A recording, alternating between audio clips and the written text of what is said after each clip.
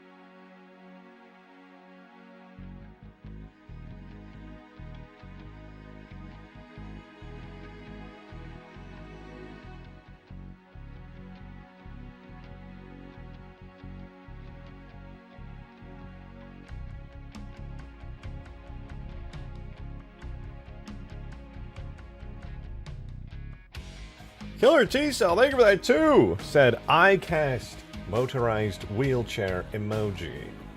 Yes, you do that. You do that, don't you? I'm at my desk. I have my coffee. Mush is here, and he's determined to get in front of all my screens. But that's not going to stop me. What did it take to get coffee? About 5 minutes, for your information. I'll fricking have you fricking know, dude. Gosh dang it, man. Gosh freaking dang it, dude. Which is the real reason we come to this stream? I knew it. I know, you guys don't give a shit. Mush, if you want to put your tail in my coffee, can you do it not here? Thank you, buddy. Oh, you want to leave all... Hold on, guys. He's being picky.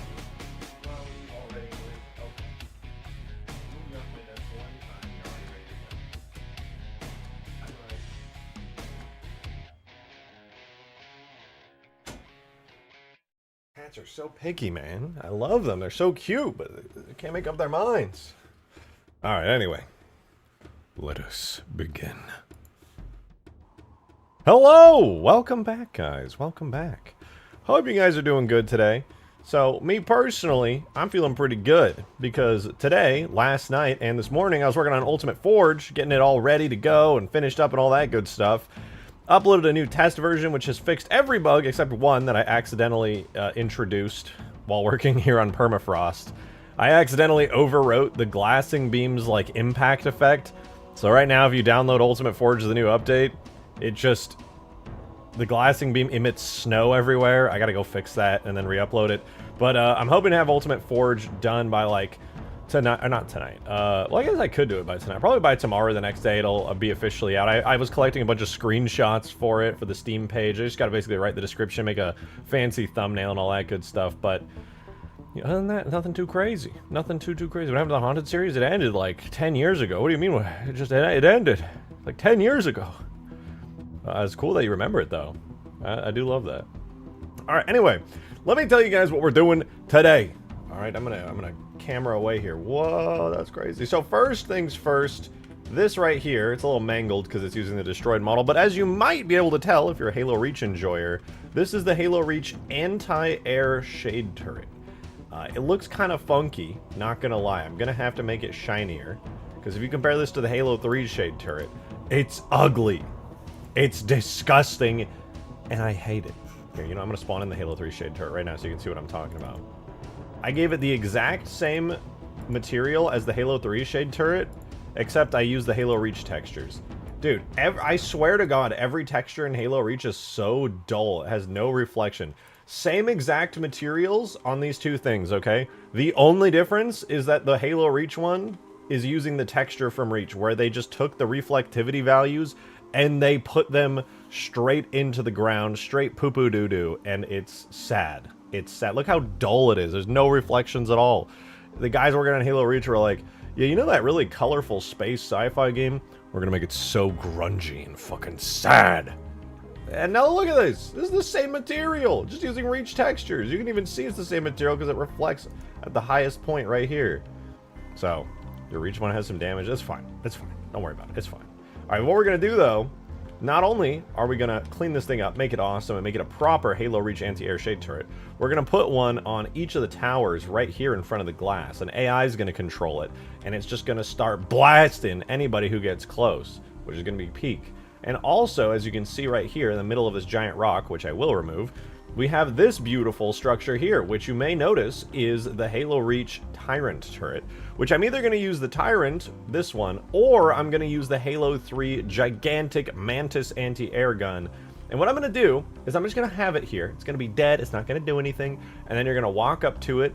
And if you're a red team player, it's going to be like, oh shoot, capturing for red team. And then once it does, there's going to be a big team colored effect. And then that thing is going to fight for you. That's gonna be your team thing. It's gonna be sick. And then after a while, or if somebody kills it, it'll just go, ugh, and then it's gone, and then the enemy team is gonna be able to capture it for themselves. And that way, you can kind of gain control of the center of the map with a big ol' anti-air cannon. And also that way, I don't have to remove these things, because I like these things. They're really cool. Not that effective, but very cool.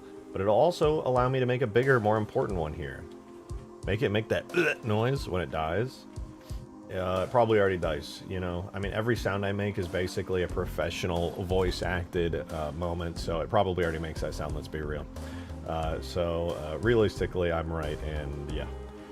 Anyways, I'm going to take a big sip of coffee, and then we're going to get started, because I am so determined to get this beautiful Reach Shade turret right here and making it look just like the Halo 3 one. Because as much as I like Reach stuff, especially in Halo 3, okay, it's not matching the art style. And that makes me steaming mad, dude. Steaming mad. Anyway, coffee time.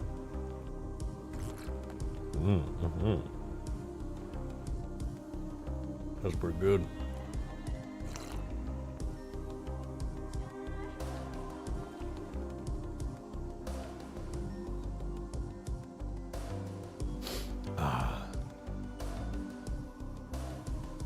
Boo! Spooked ya. Huh? You get spooked right there? I bet you did. Want to hear the slurp? Ew, what's wrong with you? I was like, coffee's really good, actually. I got the perfect brew today. I always eyeball how much creamer and how many coffee grounds I put in. And damn, today I really nailed it. Not gonna lie, this shit's good. You should make a video out of this for a tutorial? What, for porting Reach stuff? Porting Reach stuff's pretty easy. I can make a tutorial on that sometime. Oh yeah, speaking of vehicle aiming animations, I think we gotta redo these, because I tried to set them up yesterday, and I totally screwed it up. I was just kind of eyeballing it based off of memory. And yeah, the aiming animations absolutely do not work at all. It's kind of a problem. So we're gonna fix that. But that's pretty easy to do. I've done it in aiming animations like a gazillion times. But first things first, I want to make it so this thing looks nice. Right now, it looks like the color of raw meat, and that's fucking gross, dude. I don't want to see raw meat unless it's mine. That I bought at the store, like a nice steak. You know, that's what I want to see. A nice juicy T-bone steak. Not this disgusting... Look at it, dude. It's like the color of like beef that has gone nasty. You know, infinite music? Yeah, actually, why do we have infinite music? Oh, it's because I'm still in the stream start. Nobody reminded me to switch to the mainstream playlist. What? Guys, come on. Oh, yeah, I was fixing all the Ultimate Forge bugs like I was saying. There's a new Ultimate Forge test version. I have one more bug to fix, and then I'm going to officially release it. But yeah, it was actually super easy. I just fixed every Ultimate Forge bug remaining before release. The only one that exists is the bug I accidentally created by editing the glassing beam for this map. Oops. So I'm going to fix that tonight, and then we'll get Ultimate Forge out and done. I'll put it out on the Steam Workshop early, and then I'll go ahead and make a bunch of YouTube shorts and videos and stuff on it. It'll be awesome. It'll be freaking awesome, man. Freaking sick. All right, anyway, so that was me fixing Flood Sandbox. I was even experimenting with getting vehicle AI working for Ultimate Forge, but unfortunately, that is really hard, and I gave up. Please add the Shade anti-air turret from Reach, please. Good news, it's right here. It's right there, Targaryen. That's it. That's the Shade anti-air turret. It is missing the glowy bits and stuff right now, because I just kind of slapped Halo 3 shaders on it right now, so it looks really wacky and weird. But I'm going to go ahead and make it look like actually good today, so that'll be kind of fun. Alrighty, so let's go to our Reach Shade turret here. Dude, this thing makes me so mad. It's so ugly, and it's so gross. I hate it. Like Voice of the Void, while watching it tonight. Let's go! I love Voices of the Void. I want to go and do like a full playthrough. Like very, very soon. Demon tried to get me to play it on stream, but the tutorial was so bad, and I was so overtired when I was doing it. I literally just was like... Alright, so right here, this is our Shade Flak Cannon. Very lovely. I know, maybe the most lovely possibly ever. And what we're going to do is we're going to take a look at all the regions on it. We have the whole left door and right door. And according to my calculations here, that's literally it, so... Let's fix that up real quick. Wait, what? Where did my variants go? No, alright, whatever. Variants, we're going to do hull, which is the first one. Oh no, this is our default variant. And we're going to call it hull. And it's going to have the default state, right? This is when it's not destroyed. But then the hull can also go to medium. I guess that's it, actually. It just goes to medium. So we have default, and then we have medium. So now the main damage state is accounted for. Then we have left door and right door, which both go from default to medium as well. So let's add those in real quick. Left door and then right door. So those are looking pretty good. And then the last one that we have to add in is the plasma thingy, which is called auto plasma. So it's plasma and it has a state auto.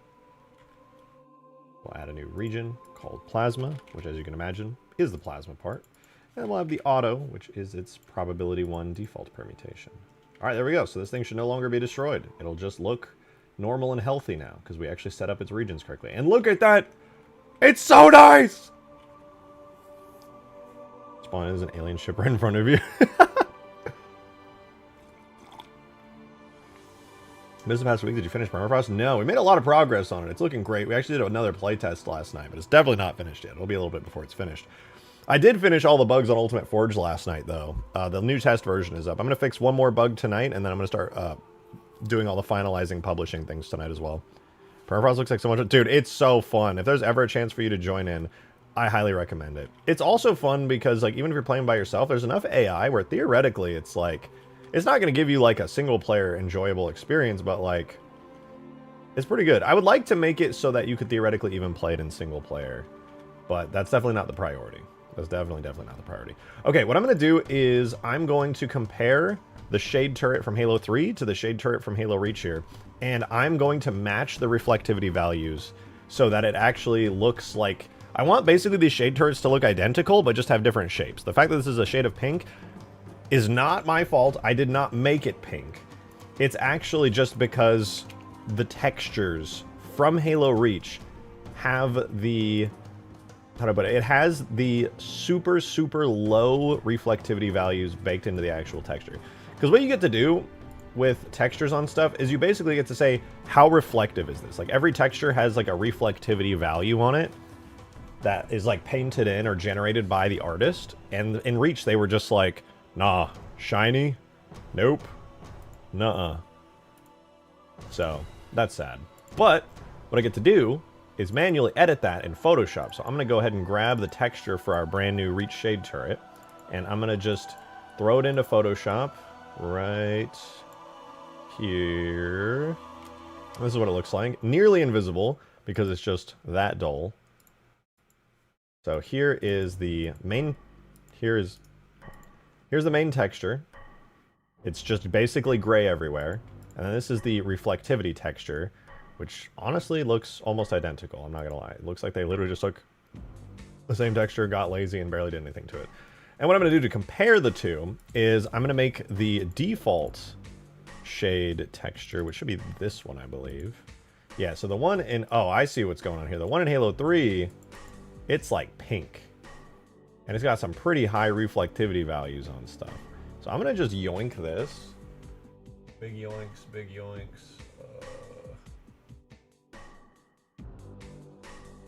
512, did I get that right? I got it. Flawless. Flawless screenshot. Okay, so basically all I'm going to do is I'm going to take that, I'm going to put it in here into Blender, and we're going to do a side-by-side comparison to see what I can do to make this look as good as I can. Now, realistically, this should actually be pretty easy, because now that I'm thinking about it, if I want to match this really cool dark purple texture, one trick I can do is to actually just set that in the Reach Shade Turret's main color.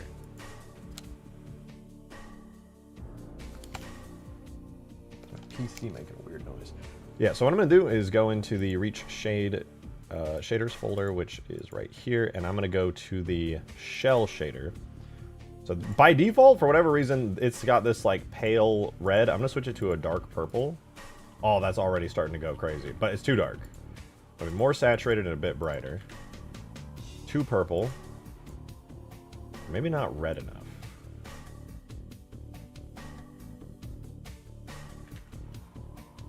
No, I'm just going to manually set it. We're going to go this color, but then I'm going to saturate it and move it to a darker color. Ooh, we're getting somewhere with that. Wait, hold up. Let me cook. Let me cook. More red? Too red. Too red. Pull it back. Make it a little darker. We're getting somewhere with this. You're saying you wanted to match the color of the spires, right? Well, yeah, eventually I'm going to do a red and blue version of these, but I just kind of wanted to have like a baseline one. Honestly, it's not too bad. It's not too bad. Let me see if I can cheat the system really quickly. I'm going to set the specular coefficient at 2. Ooh, yeah, yeah. That just ups the amount of specular reflection that it gets. Might honestly be a bit much. Let me cut it to 1.5. That's a little more tame. I could live with that. They feel pretty similar, all things considered. How shiny can you make them? So glad you asked.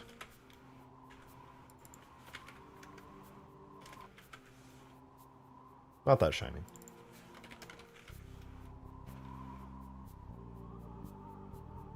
Looks right to me. It's close. It's definitely a little bit pale still. A lot of that might be... Oh, let me try switching. Where am I color-wise? We're at like a reddish orange. I'm going to do like a pinkish. Maybe it needs more red. More proper, deep, powerful reds. That's a little better. Looks pretty good! I like it. That's just by changing the albedo value, which means I can do some really cool team colored stuff with it as well. But that's not important right now. What is important is that we take these awesome values and then we make the actual reach materials correct. Because as cool as it looks while it's off right now, let me get in it. This is what it looks like when I get in at the moment. So, kind of funky, not gonna lie. It's definitely not supposed to look like that. And it's got these illuminated bits on it that I definitely need to work correctly. So we're going to take a look real quick in Reach and kind of see how all these materials are set up. That way I can make, like, the correct decisions on it. Alright, so this is Halo Reach. This is Foundation. And when it comes to the Shade Turrets shaders, I want to grab Shade Turret Shell. And I want to see if there's any glowing illumination bits on here. So it does not have glowing illumination. What about the metal? Does it have it? No. None of these have the illumination built into it. Interesting. What we do have is the Shade Turret Illume shader, though, which has Illume Detail, Blend Mode, Additive, and it just uses that as a self-illume map and a base map. Okay, cool. We could work with that. So let's make this work. Here is Shade Turret Illume from our Reach one. All it needs is our Shade Turret. So this is using BFG stuff right now. No. We're going to go Objects, Vehicles, and grab our Reach Shade Turret. Grab that right there for our Albedo. Right now it's using self-illumination type Plasma. I'm just going to do this one, which is Illume Detail, which is a very simple way of doing things. The self-illumination map is going to be Shade Turret Illume, and then the other one is none for some reason. I don't really know what's up with that. The intensity kind of sways between 1.25 and 1. Just leave it at 1. Let's see what that looks like. Not even close to bright enough. Not even close.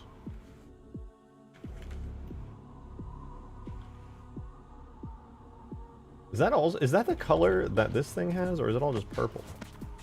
No, the self-illumination color on this is like a nice glowy purple. Why is mine so gross? I hate it. We need to match the color that the actual Halo 3 Shade Turret has. Otherwise, I have failed. So it uses this color right here, that purple, and the intensity value is from 0 to 15 with input light flicker. Not really sure what that is, but we're going to use it. So we're going to click this purple. We're going to go here, curve, 0 to 15.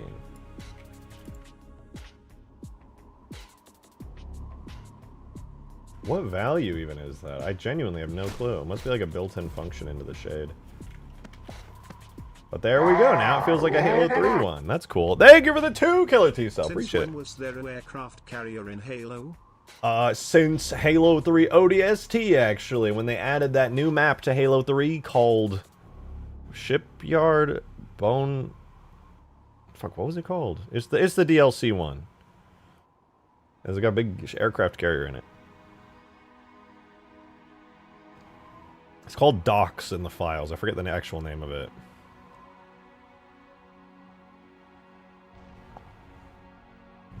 I wanted to say shipyard, but it's definitely not shipyard. Dockyard? No, it's not dockyard. That can't be it. Boneyard. No, that's Halo Reach. Fuck, we're all getting it wrong. How have I got it wrong like 3 times and everyone who typed it in chat is also wrong? Guys, we're real Halo fans. Come on, we can, what is it called? Longshore, holy, thank you, Daniel Hokin. Spamming spammer, snowbound.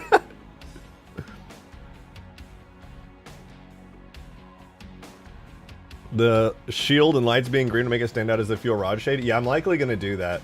Right now, I'm just going to match it to the default Halo 3 shade and get all the correct textures in, and then from there, I'll just modify the colors to suit what its actual visuals are going to be. But also, this thing's not fuel rod. This one, technically, so the way it works is in Halo Reach, there are technically 3 variants of the shade. You have the default shade, which looks a lot like the one on the right, the Halo 3 one. And then you have this one, but this model is actually used 2 times. One with the plasma shield on and one with the plasma shield off. And the only difference between that is the colors and the plasma shield. So this particular model with this funky little thing here can shoot either fuel rods or it can shoot the plasma anti-air ones, like bullets. There's a mortar shade? Yeah, so this is known as the flak, the mortar shade. What does that sound? Oh. My neighbor, this lovely lady, she is out there blowing leaves around. Anyway, yeah, it's starting to look good. It's starting to look good, but of course, I don't like this. This fucking glowy bit looks like shit. So we're gonna make it look a little nicer. We're gonna make it a little prettier. Yay! So this plasma auto has 3 materials. We have shade, auto plasma hex. Very easy to understand this one. It's a hexagonal shield. Not gonna lie, I low-key hate the hexagonal shields. Might not even keep the hexagonal shield. Then we have the shade auto plasma wall, which is certainly interesting visually. I'm just gonna go look at it in Reach, man. I don't even know what the fuck this is. Shade auto plasma hex, shade auto plasma wall, and then we have the antenna com large FF edge. What the fuck? Okay, that's fine. We're gonna figure out how it all works together. So shade auto plasma wall is just basic plasma, clouds rolling across, nothing crazy. We can recreate that in Halo 3 real easy. So let's do that real quick. Here's our Halo Reach shade auto plasma wall. We're already using Clouds 256. It's blue. It's got an alpha mask of gradient. What? Where is this even from? Do you even go here? From antenna com large bitmap gradients. Awesome. Well, I don't think I have a... What is this? No, we're not using that. We're gonna go tags, shaders, default bitmaps. There's gotta be a gradient in here somewhere, right? Like, surely there's a default gradient.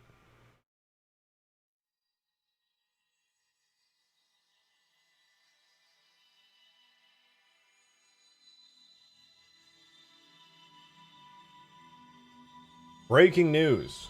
There is no default gradient in Halo 3. Black is not mortar. Guys, I don't know how to break this to you, but I don't give a fuck! I'm here to make cool Halo video game look good, not to debate the fucking logistics of warfare and what's a mortar in a fucking sci-fi alien franchise. I don't care! I don't care!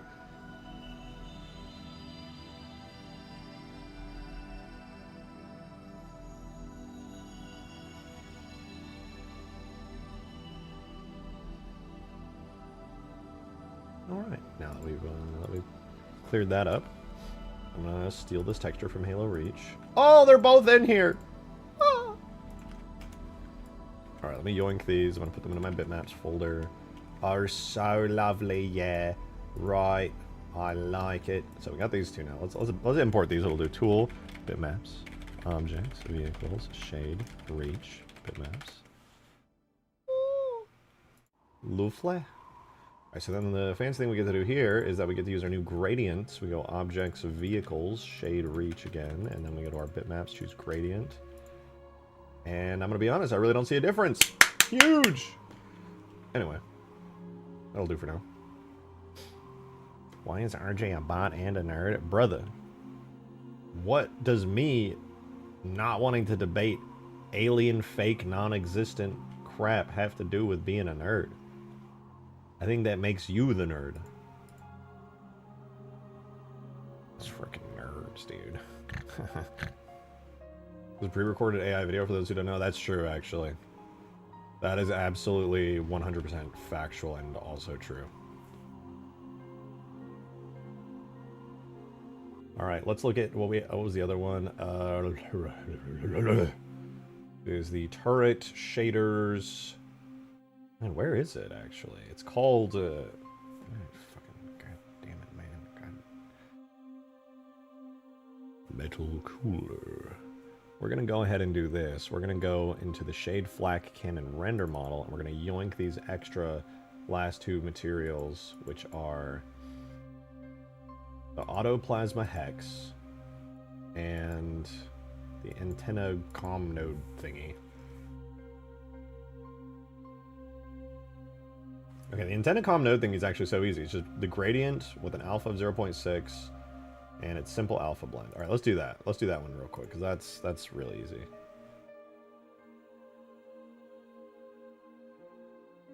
So instead of additive, it's alpha blend. The alpha is 0.6 and it's literally just self illumination simple with alpha blend and literally nothing else.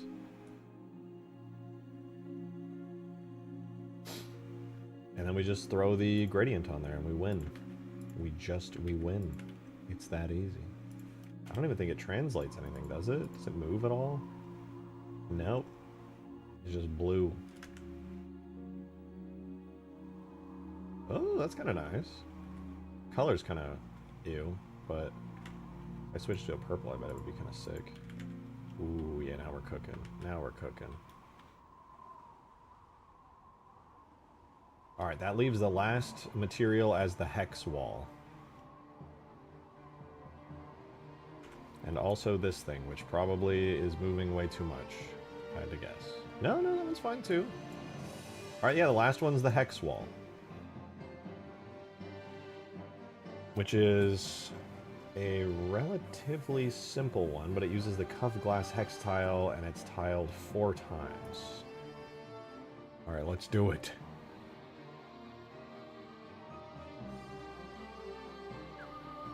The alpha mask map right now was that. Instead, we're gonna make we're gonna make it cell, right?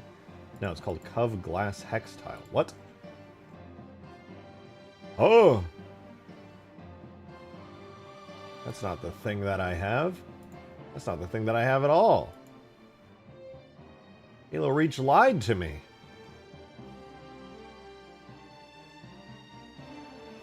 It didn't export it. Well, whatever. Let's try this one.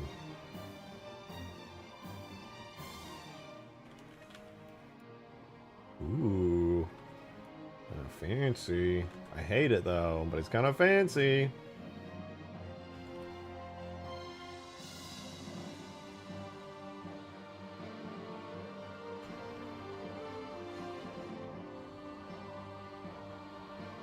Where's the... Let me see what the movement's like in Reach, because that'll probably, like, change the entire visual. Translation X on the clouds is 0 to 1 over 20. Let's do that. Translation.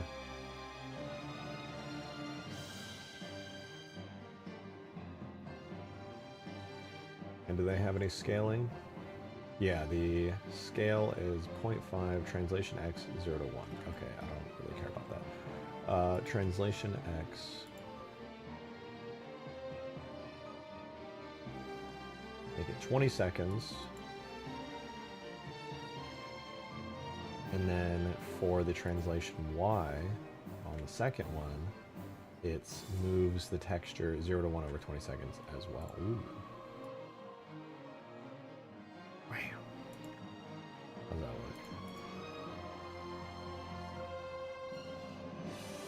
It's a little more tame, I suppose.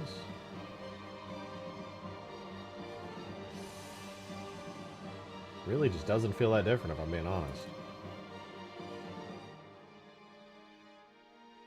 Wait, shader plasma wall? I didn't even mess with this one, dude. Hold up, what? It's supposed to be clouds A, clouds B with a gradient. Clouds, clouds, gradient. What do the clouds do? Do they also do the exact same thing? This one moves Y 0 to 1 in 6 seconds. X 0 to 1 in 30. Okay. 0 to 1 in 6 seconds. And this one does X, so I delete, translate X. And if you're curious what translate X and Y means, it's just moving left and right or up and down the X and Y axis and all that good stuff. 0 to 1 in 30 seconds. Ooh, wait, that's a lot more tame. The edge fade's crazy, though.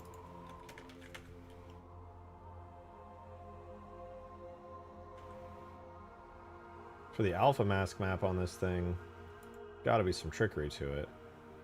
There's no trickery to it. Self-illum intensity is fixed at 3, whereas this one oscillates between 0 and 3.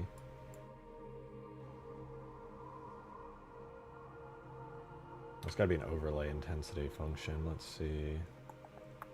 It's not. What is this base map? BFG Grav? Ew. What's the base map on this one? There is no base map. W. It's just clouds, clouds, and gradient. That's everything. Okay, so that one is... I mean, this one is good. It's set up correctly. Kind of weird that I can, like, see the funky little hole right there, but, you know, I guess that's just... Am I missing something here? Alpha mask map, map wrap mode clamp. Maybe I don't have it clamping.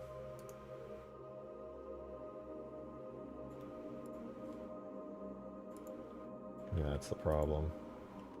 That is not the problem. Clamp, and then... Yeah, I don't know, you'd think that would just work. Excuse me. Oh, albedo color as well is kind of low. Maybe that's why. Maybe it's just too bright. The AA shades are ugly. Well, this one's not even close. And I don't even have the right texture for this, actually. We gotta go snag the correct texture from Halo Reach. The plasma hex uses wait, I have Cov Glass hex tile. I'm like 99% sure I have it. It's under the Tyrant. Cov Glass hex tile is almost certainly there. Yes, it is. Let's go.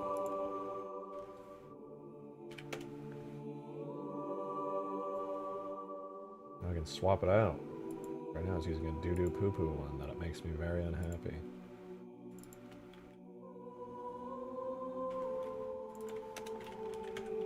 So that's what it's supposed to look like.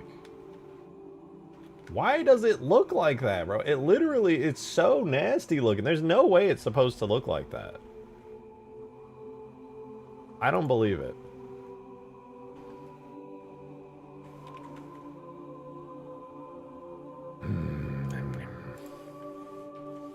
Okay, I have an idea. What if I take the plasma wall, which I think is the offending one here, and I set its intensity to 0, from 3 to 0. Okay, so it is absolutely that one. Thank you. Damn, with the huge cheddar, Master. Ooh, thank you so much. Oh my Is that a Type 26 anti-air shade turret? It sure is. Or the Bye-Bye Falcon turret from that one mission for short? You're so beautiful and hairy. Thank you. Piog. Thank you. Oh my god, let me just adjust my beautiful, excessive hair. You're so correct. Oh my god, it's so crazy how Master Roof can just be so fucking based. It's unbelievable. Truly unbelievable. Thank you so much for that tenor.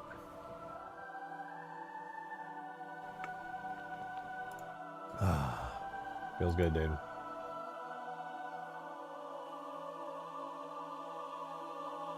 I need somebody to explain to me why the fuck this gradient thing ain't working. Show me gradient. It has the alpha channel on it. Okay, so that you'd think that would work. Did I mess up perhaps the plasma wall? It's additive. Yep, plasma, additive, everything seems pretty good. It's all pretty straightforward.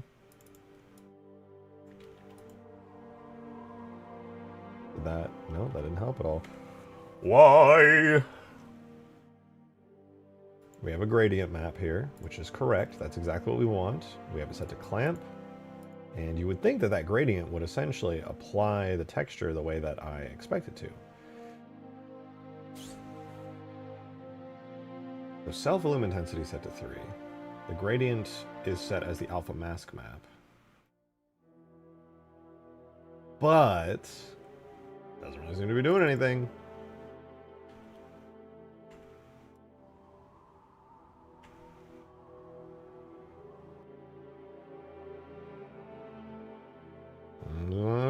Fucking ain't doing shit. 0 to 3 under driver's seat power. Clamp it. I'm just gonna look at it in Blender, dude. There's no way. God. Oh, I keep hitting the wrong buttons!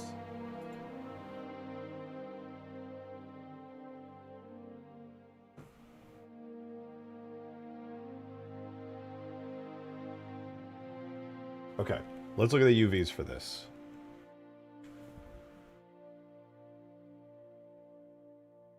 Just for this part, the UVs in this ring, and it goes down and down and down. That makes perfect sense to me. That makes perfect sense to me. What doesn't make perfect sense to me is why it's not reflecting that here. I lied, it now makes perfect sense to me. But it's actually just not my fault. Because whoever did this texture didn't bother to correctly move it to match the gradient map. I mean, I need to scale the gradient map down on the y-axis. Yeah, that fixed it. Mostly.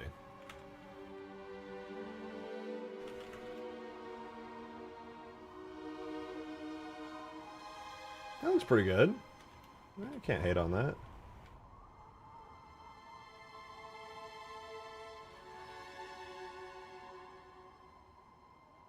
There's your Halo 3 style reach shade turret. Kinda sick. Looks a lot better, yeah. Now the little hole in the middle you can't really see. Can't say I'm in love with the weird plasma hex, but check supporter chat. What's going on in supporter chat? People are praising me because I'm working on Ultimate Forge. Oh. Why are they like this, dude? Oh, it downloaded it as a WebP. Well, I can see what you're talking about. The reach, not reach, infinite shade turret. Dude, I swear to God, they just changed the designs of stuff for no good reason. The infinite shade turret is stupid looking. It's just dumb. I don't like it. Like, Infinite does so many designs good, and then the shade turret just looks like doo-doo for, like, no reason.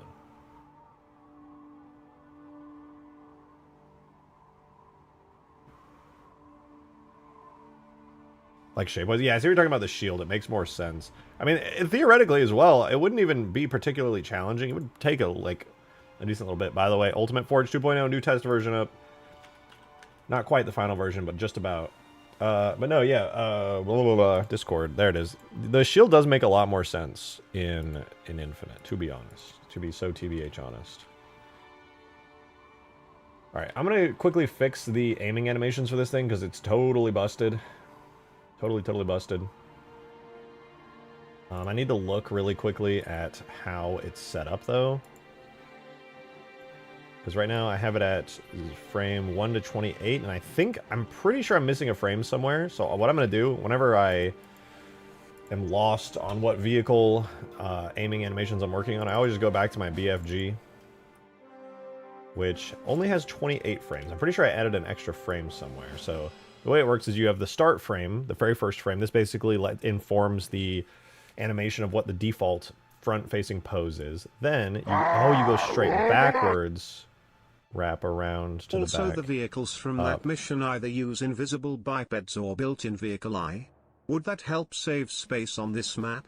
Like turrets/banshees? Good question. Thank you for the fiber. Oof. Yes, it would, and I may do that. Potentially, might do that. I don't know how much it'll save on resources, but I might do it. So 28. So it's frame 1 all the way down low from the back, and it goes up all the way there, then up all the way there to the back. Okay, I don't know why it does backwards, but you know what? It just do be like that sometimes. It do, and it do be that way, and that do be how it is. So we're gonna give that a go.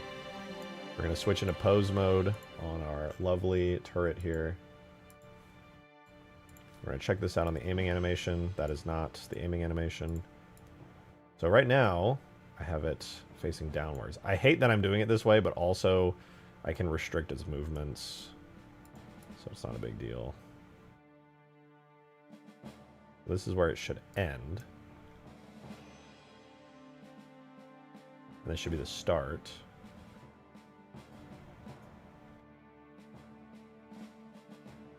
So it should go here, then fully backwards. Not quite, hold on. This is the fully backward frame. So backwards. Wraps all the way back around. And then it goes up.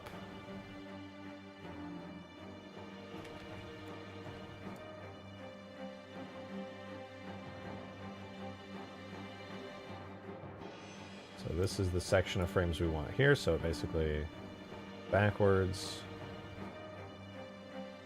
I'll delete this extra one I added. And we'll move these into this order. So it goes backwards, wraps all the way around.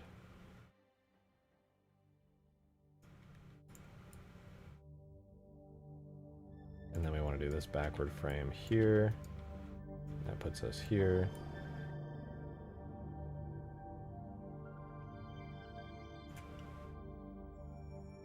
Oh, I have the incorrect frame there. We gotta fix that so it's...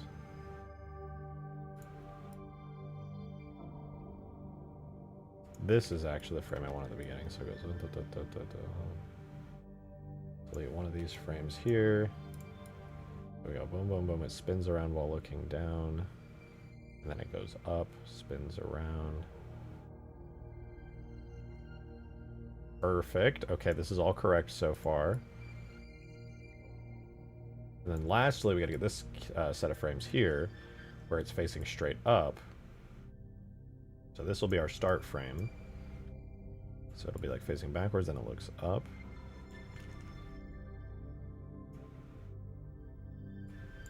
And you know what? I'm going to make this easier on myself. I'm going to insert every keyframe for every single bone here so that it stops being weird. Okay, great. And then starting right there.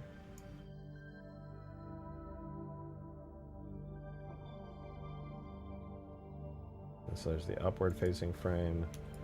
Then we're going to go all the way back. And we have the final frame where it'll be facing backwards, which is this one right here.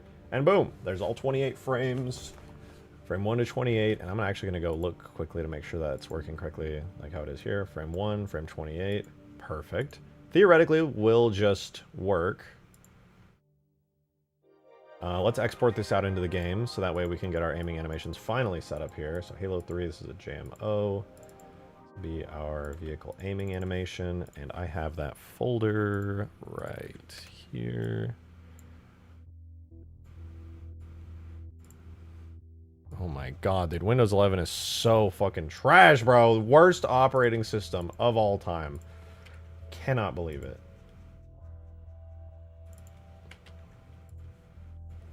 Tool, model, animations. New shade turret, yes. Objects, vehicles, shade, reach. And I don't know if it'll work right off rip. I might have to just make some adjustments to it, but it should be pretty good. Okay, so it's not working right off the bat. Switch to fly cam. Oh, my controller just decided not to work today. Cool. I love that. So in order to fix this, I'm just going to copy the exact same aiming values that I have set up on my BFG, which Uses the exact same frame type. That's going to be aiming 45, 4, 4, 30, 31, 1. I mean, I hate to say it, but that's exactly how I have it set up here. So let's see what happens. Right, so there's the regular shade. No, we want shade flak, cannon model animation graph. Yeah, 45, 4, 4, 90, 91, 1. Okay, that's concerning because I have it set up correctly. Vehicle aiming, 27, type overlay. Oh, you know what? I think it's not even an animation issue. I think it actually worked the whole time. But this needs to be set a very special, specific way, which is that this vehicle needs to be parent's primary weapon and controlled by parent gunner.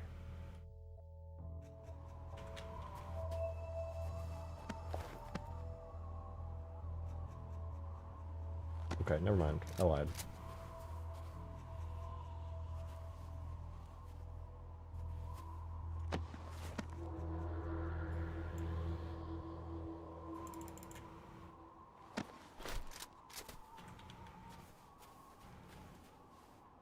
Why does it have to be? What camera track is it using? A really bad one. You know what? That's a great question, actually. What camera track is it using? And you know what? A side note to that, why the fuck...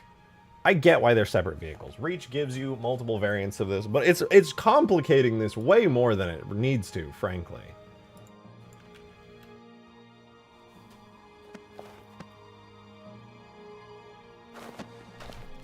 Because the base is a vehicle, and then the top part's a vehicle, too.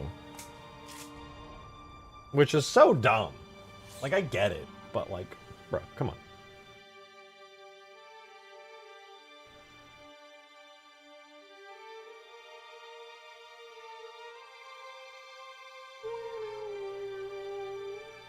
Oh, you know what might be happening here? I just thought about this. I think this is overriding it because it has seats, isn't it? How is it working in Reach? You don't even get in the main top cannon, do you?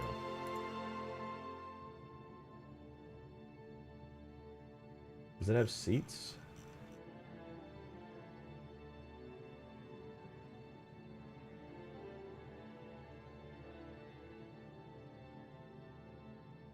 Yeah, so it has shade D, enter, blah, blah, blah, whereas the regular shade base turret has no seats. Maybe it's overwriting it.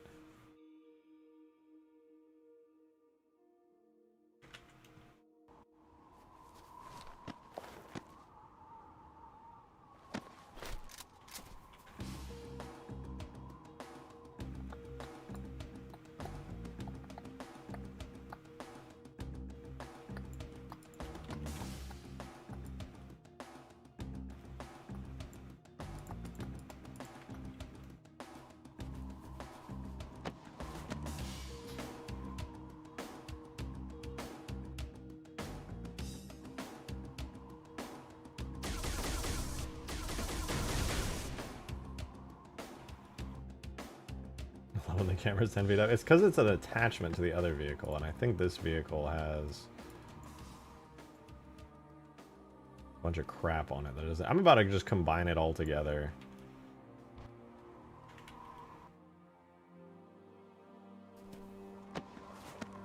Doing it the Halo 3 way just makes way more sense. This thing having like a bunch of extra crap on it is driving me nuts. Having it be a combined double vehicle system is really stupid.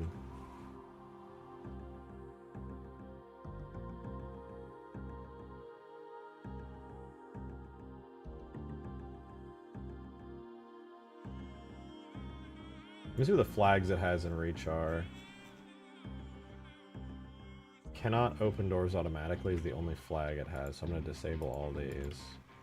And then for the flak cannon itself, it has driver, gunner, third person. It's got all the usual stuff. The other flags it has are circular aiming, acts as gunner for parent and parent's primary weapon.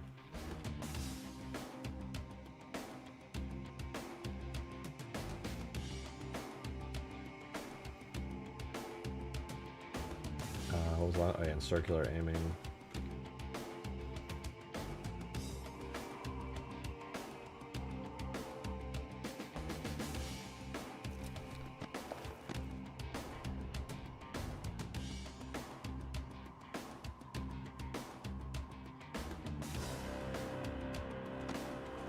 Still doing some stupid camera shenanigans.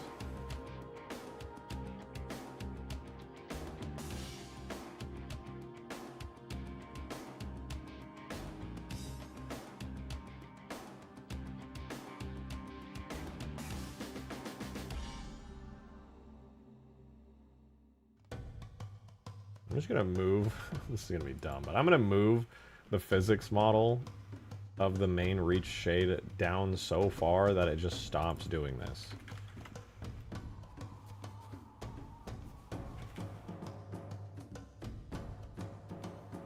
What?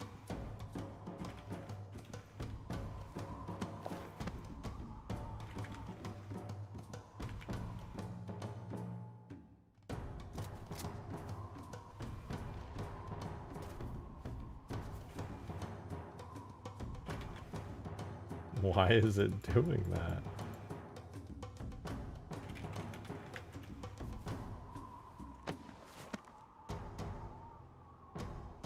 Is that correct? Yeah, that seems pretty correct.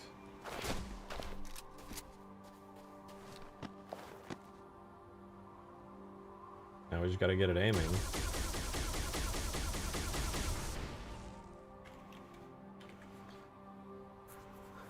Thank you, Noah, for the most disturbing sentence I've read today.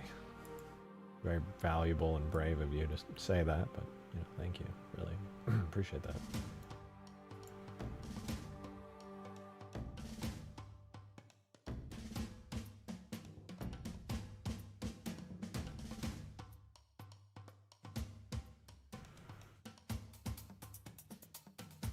Is it because I called it vehicle aiming instead? No, vehicle aiming is valid, right? Isn't that what I called it on the BFG? This might be one of those situations where reach changes the name of the animation. Oh yeah, it's combat fixed aim still up. That's what's going on. Duh. Alright, let's re-import those animations. I just got used to the old way.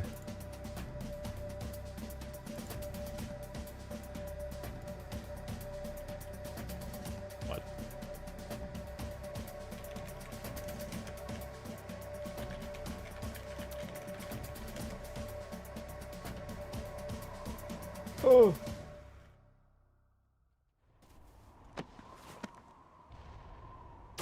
Alright, now I have to assign the new blend screen.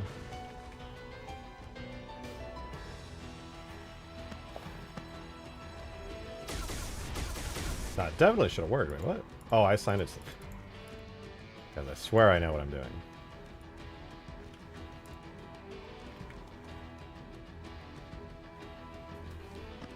There we go.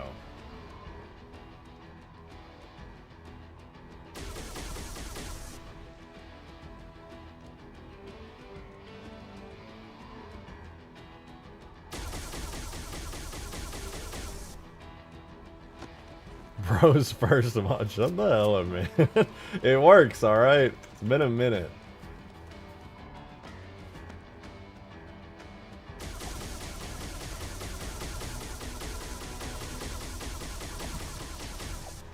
And with the default Halo 3 colors, it looks pretty cool. Oh look, even the base of it rotates. That's pretty sick.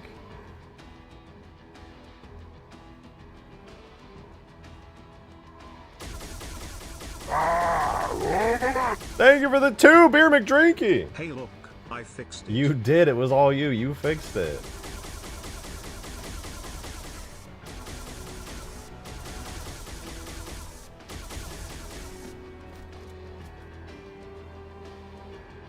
You know what? There was a special thing on the Halo one, the Halo Reach one called Object Hover. I'm actually gonna make this the idle, dude. Hold on.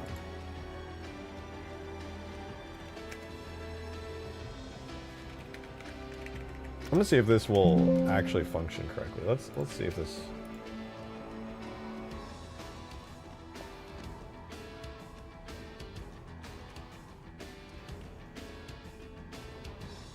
No, I wanted it to do a cool spinny thing. This is what it was supposed to do. I have it set as shade hover.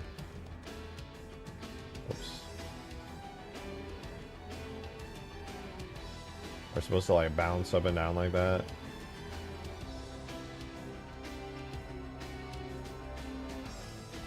Doesn't do that though. Very sad.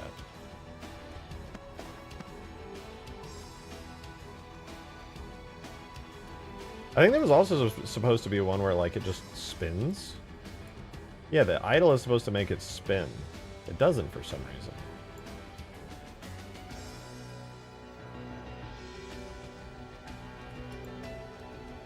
Why doesn't it do that? You're not dealing with tornadoes in your area. Oh, I will be later tonight. I've been keeping an eye out. Check my radar, see what's going on. Yeah, there's a really mean-looking supercell barreling right towards me at the moment. Won't be here for a couple more hours, though.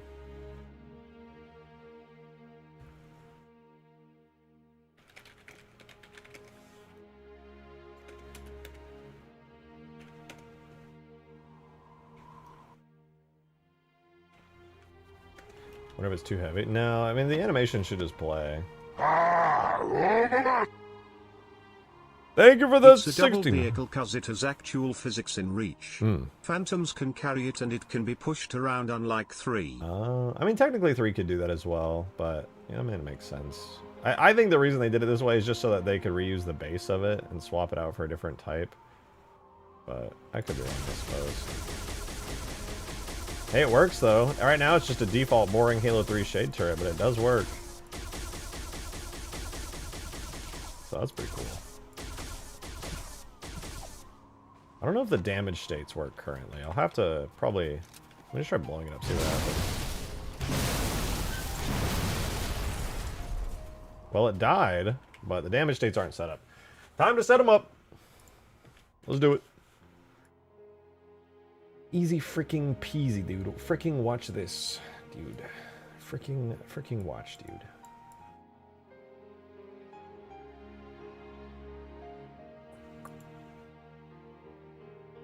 Region stand gets to destroyed. I'm gonna do hull.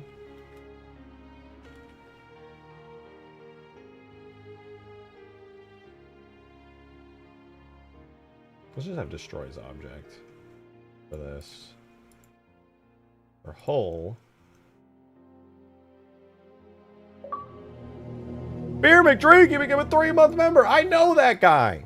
I know him. Thank you, dude. I appreciate it.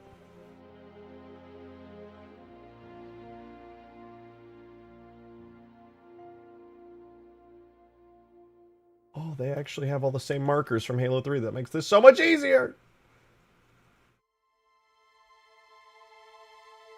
Damage constraints. We don't need that. What else do we have? I don't have any targets for it, dude. What?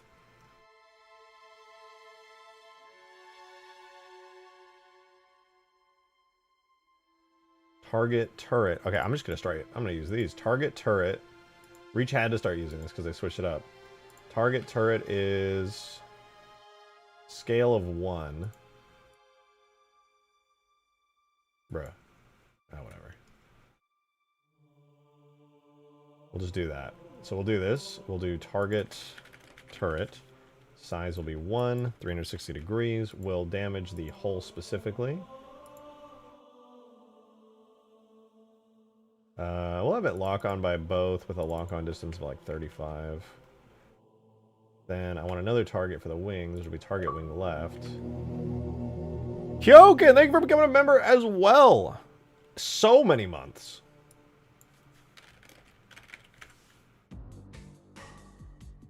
Welcome back. Hope you're doing good.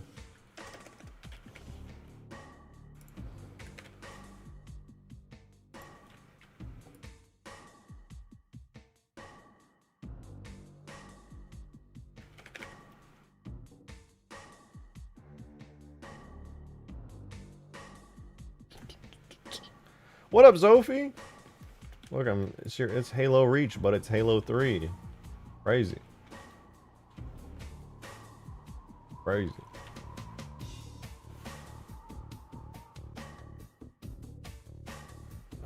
Wait, we're almost there. So I did that, and then now the regions are called. We have them as left door, right door, and then plasma. So So we go whole left door. So they all take damage correctly. Things are looking pretty good. I'm feeling pretty good about this. Start shooting it.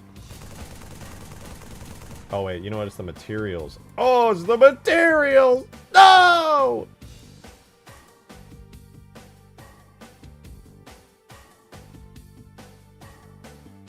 Hard metal solid, cove. We're gonna do hard metal thick, cove, shade.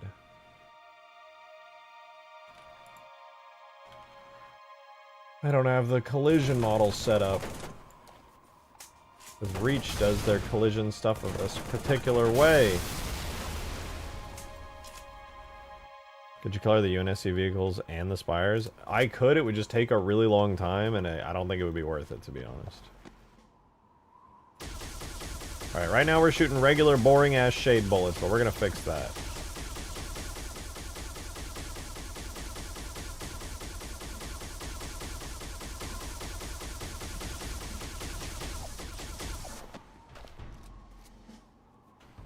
We're gonna fix that for real, for real.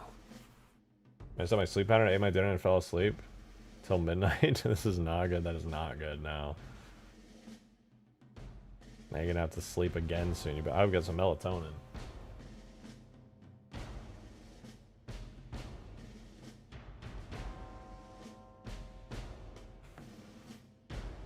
Alrighty, alrighty. The NPCs get shade turrets. These shade turrets are specifically for the NPCs. I am just making it like a functioning vehicle entirely for players, and then I'm going to make a copied variant where there's going to be a blue version and a red version. And I'm going to have probably modeled and functional UNSC Cobra. Skaboodley's already got that covered. I don't need to do all that.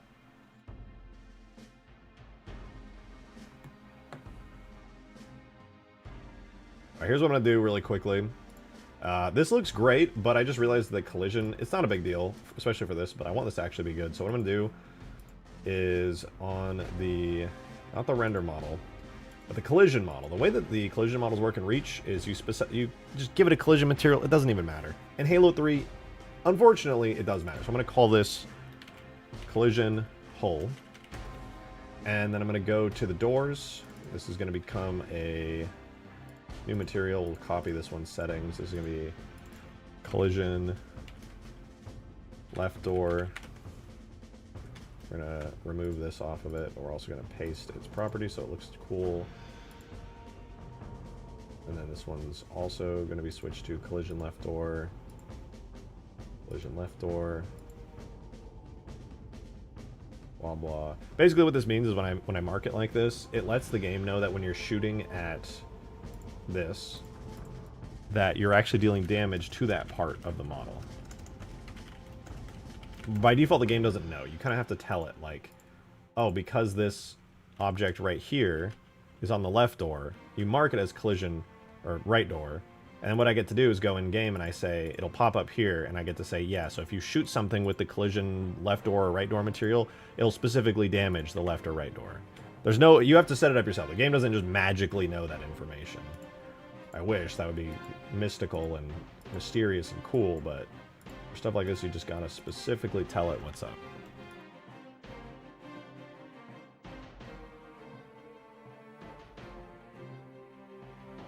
Alright, so we got our Shade Flak cannon exported. It'll probably take a minute here for it to re-import, but definitely worth it. Run our bulk importer.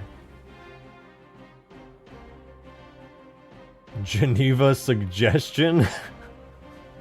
What the fuck is Geneva Suggestion, bro? That's me. I'll be driving on my speed limit. Funny way of saying speed suggestion.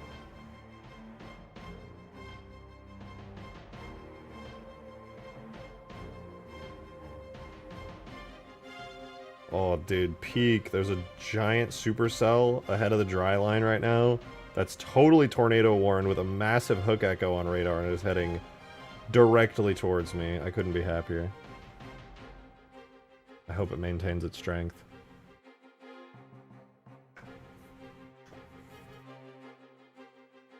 I'm trying to hear some sirens, brother. It's been too long. Don't get sucked. Listen, all I'm saying is if it comes close by, I'm leaving the stream on. And if the worst comes to worst and my whole house blows up, God forbid, you guys will get to see it live. As long as the power doesn't go out. Which it would. But you know what? Whatever.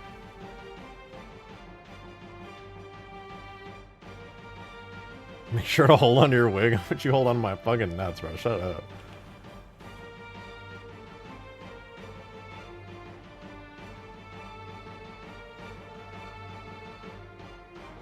So no suck. Listen. It's hard to say. It could go south. It could go north. Honestly, this thing is right on track to go just straight into downtown Austin.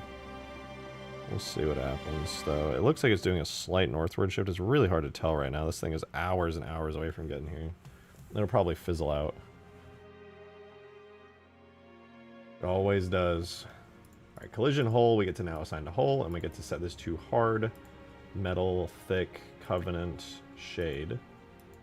Is that what the regular shade turret uses? I gotta check what the regular shade turret uses. Shade, model... I presume it uses metal thin. Hard metal thick, cov shade. Okay, yeah, it does use that. Cool, cool, cool.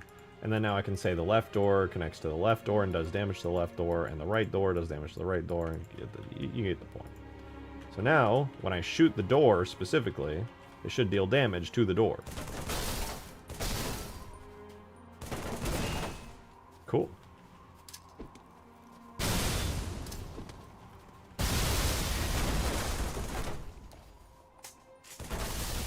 I don't have a destroyed debris model currently, so it kind of just flop. It just disappears right now, but you know, whatever.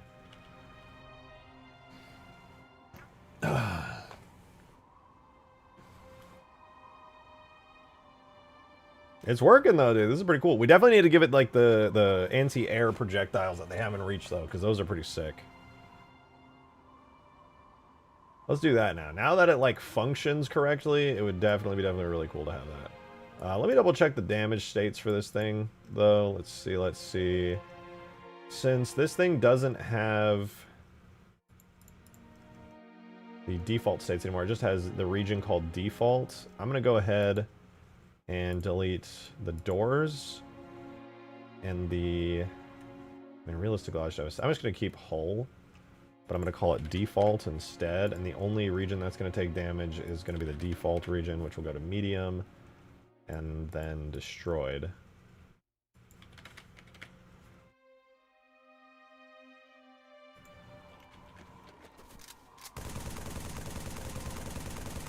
Oh, I don't think I hooked it up. Hold on. Collision goes to default.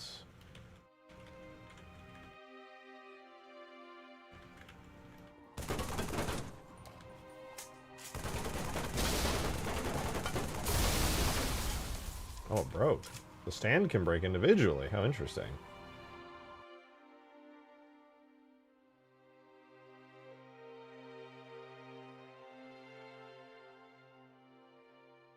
I'll have to see how the reach one does damage between the shade base and the other. Actually, does the shade base even get destroyed?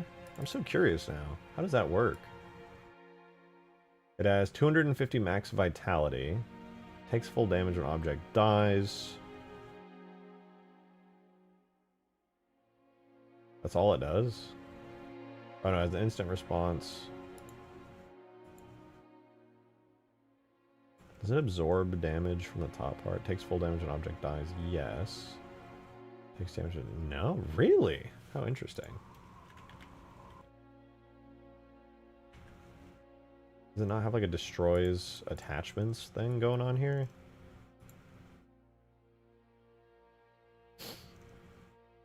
Transfer damage to children, transfer direct damage. Okay, that's what I needed.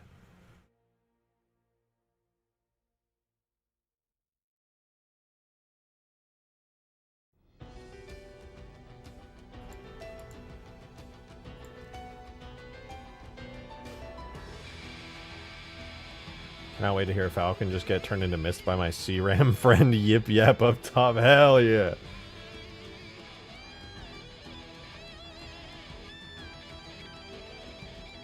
Where's destroys attached objects? I know there's a thing for it. Kills, destroys object, kills object. Am I blind? Where the hell is this?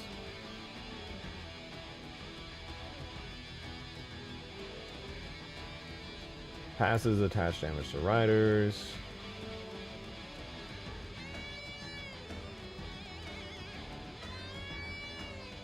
Uh-huh.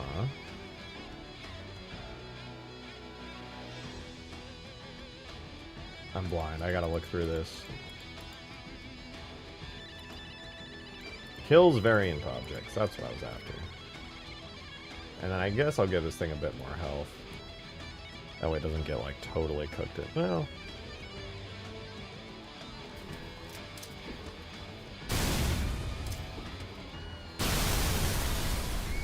God damn! Have you done the Permafrost? What do I have in mind to complete? I'm gonna be so real with you, I got no clue right now. I'm so deep into Permafrost and there's still so much to do, I haven't really given it much thought at the moment.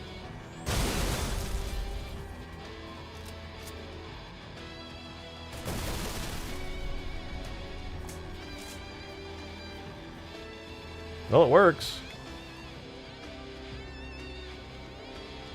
Let's give it a unique weapon. The first thing I want to do, I'm not going to really worry about how the weapon looks and its colors and stuff yet. Instead, I want to follow the Halo Reach anti-air weapon properties. So we're going to go into the flat cannon here.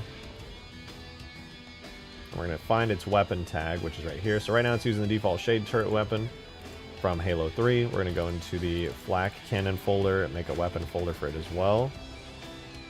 And this is going to be shade anti-air. And then reach the shade anti-air.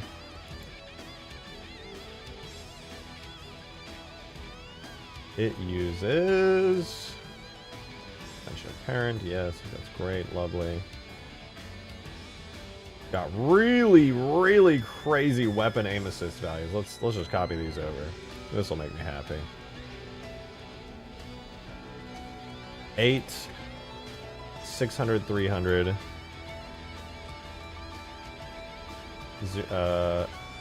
Then we have magnetism angle, which is 16, 600, 300. Holy shit. And the deviation angle is 0. Nice. And then for the actual weapon firing properties, I like how it uses the chain gun. That's funny. Weapon firing properties, it's just regular spew, blah, blah, blah.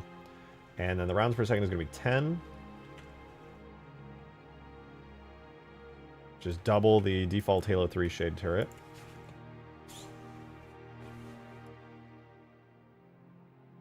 The... There's blurred rate of fire mean. I forget what this one percentage is. Okay, fire recovery time is 0.15. I don't know if that's going to make a difference when I said it's a blurred, but whatever. Rounds per shot, 1. Prediction type is going to be continuous.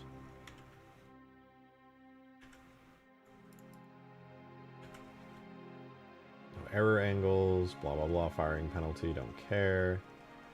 We're going to do elimination recovery time. Should be around here. Elimination recovery time is 0.1. Ejection port recovery time is 0.15. And then last but not least, we need to give this thing a... I'm not going to worry about its firing effects yet, but we need to give it a proper projectile. Because right now it's using the shade turret projectile, which is going to have wildly different properties from the Halo Reach anti-air shade turret.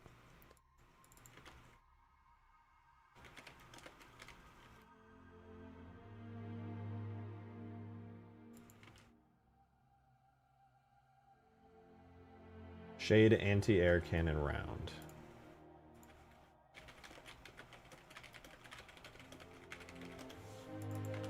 Alright, so this is where the fun part comes in. Right now it's going to fire basically a default shade turret, but twice as fast. Now we need to make the bullet act like it does in Reach, which is actually fairly scary. Does it disable instantaneous first stick? I think it's a Reach unique thing. Yeah. So detonation timer starts immediately. It's loud. Maximum range is 80. 80 is kind of short. Oh, no, that's for Halo 3. Maximum range is 10,000. Timer is 1.05 to 1.25.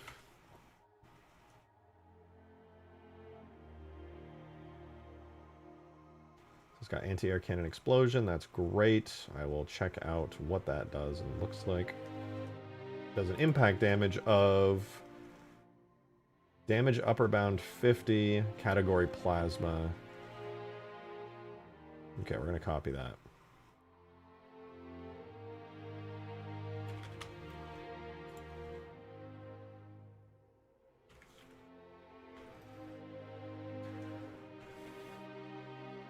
Shade anti-air cannon. Dude, I can't wait to make this like look different. I think it'll be so fun. So impact damage is 50. Oh my god! There's no way, dude. This is going to be way too strong. Lower bound is 0. Plasma. Default. Minimum, maximum, 0. Rider direct damage scale. Is it instantaneous acceleration? What does it have in reach? Oh, it's also 0.1.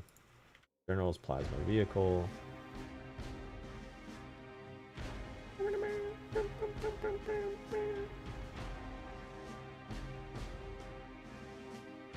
I guess they don't do that in Reach. Interesting. Alright, now the fun part. Well, okay, I think the visuals are the most fun part. But besides the visuals, is actually making this thing go faster. 75 as its speed. Right now, it's 17. This is now 75. It has air velocity scale of 0.5. Okay, these are all AI values. But I guess I need these.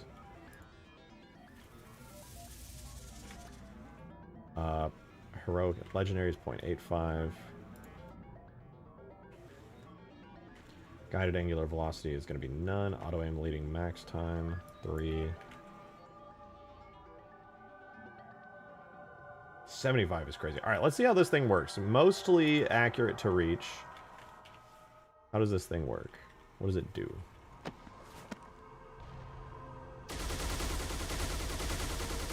Oh. That's broken. That's totally broken.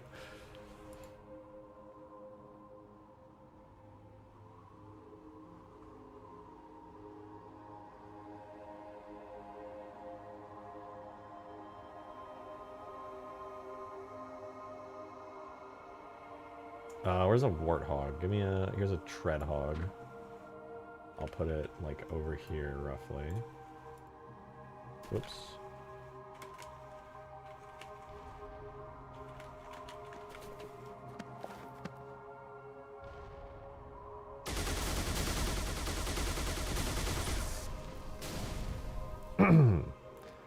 That is a little bit strong, I'm gonna be honest.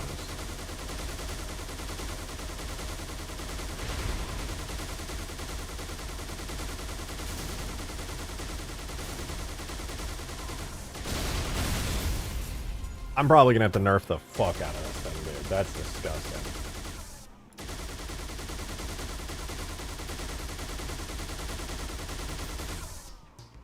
The AI fires it in bursts and reach. Yeah, I'm gonna have to copy the AI values. This thing needs banshee bombs. I feel like this would be more fun as you have to like dodge it. All right, let me... I kind of want to experiment with having an AI in it, frankly.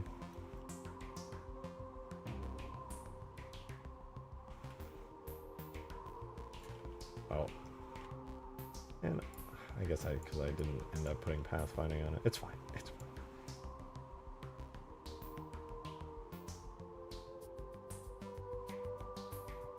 I'm gonna put it like right here on this thing.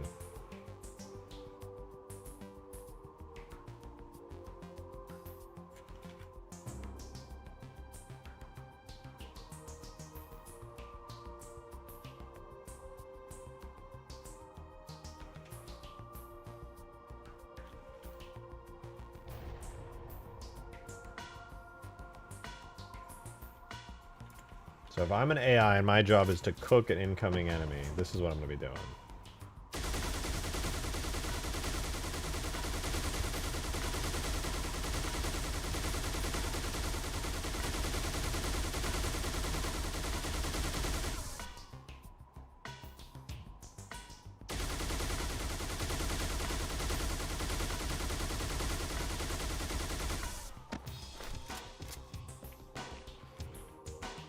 That's pretty sick.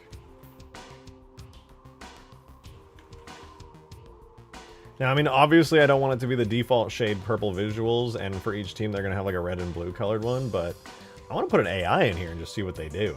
In order to do that, though, I'm going to copy the exact same values that these guys had in Reach, though, because they probably had it locked in pretty good in Reach, and if I just copy those values over, I'm probably going to have it pretty locked in over here in Halo 3. All right, let's see, though. First things first, in Reach, if we go down all the way into the AI here, this is the global AI settings for Reach, and I want to go to the vehicle settings first and foremost. You have weapons, let's scroll past that for a sec. Go to vehicles. Is there even... No, there's not anything for the shade. Interesting. Is it in generic turret, perhaps? Maybe it's a generic turret.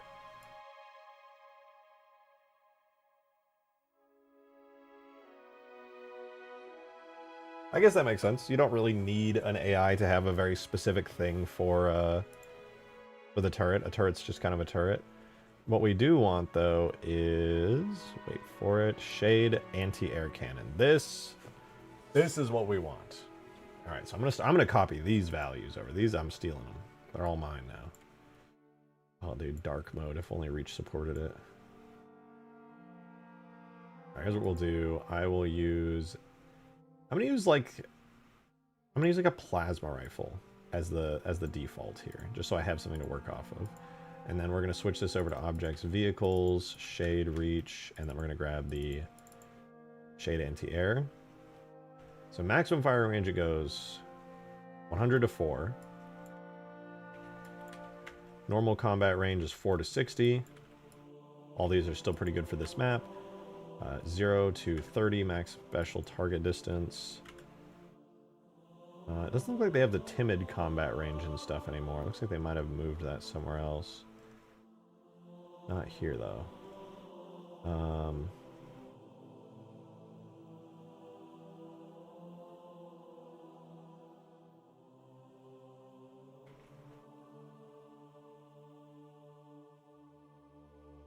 just gonna do that. Super ballistic range. I don't think any of this matters. It's all 0. Yep. Behavior is burst time. Burst delay is 1.5 to 1.75 between bursts. So it does burst instead of just firing forever, inevitably. Surprise delay time is 1. It does not do any surprise wild firing. We can just null all these values out. Oh, shoot. Wait, I can use this to fix the anti-air cannon. I didn't even notice that. Custom stand offset. That'll make it aim better. I'm stealing that. Anyway, let me finish this first, though. None, never, 0, 0, 0. And then the last thing is accuracy. So for accuracy... Normal accuracy bounds is 0 to 0.2. Accuracy time is 6 seconds. 0.2 to 0.6. Or heroic, 4.5. I might have to manually change these because 0.3 to 1 in 3 seconds.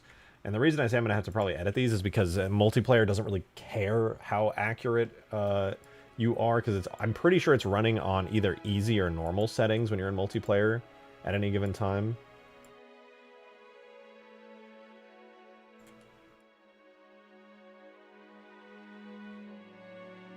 Alright, let's give it some firing properties for this. Here's our shade anti-air, inaccurate. Also find it in reach so we can get these values. Shade anti-air.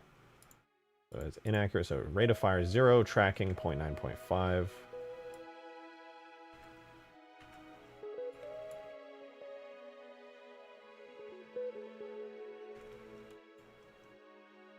All of these are 0 until down to burst duration.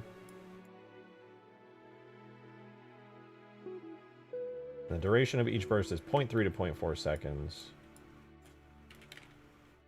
Separation between them is 1 second to 1.25. Damage modifier. Projectile error is 3. Maximum error angle of 10. And that's just for inaccurate. Now for the really accurate part. Oh, is it just the same? Oh no, it does change a little.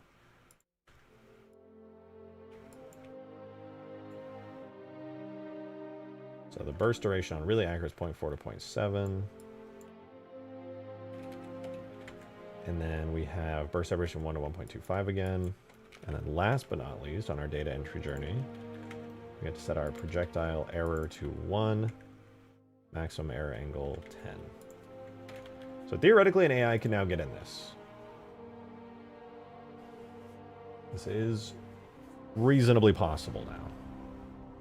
And I'm going to set this up the exact same way that I set up all of my other AIs, which is with full scripting and everything. So right now, I guess the best similarity to this would be the Guntower guy. So here's Guntower Red Dude. I'm going to make a new instance of him, and I'm going to call it Shade Red.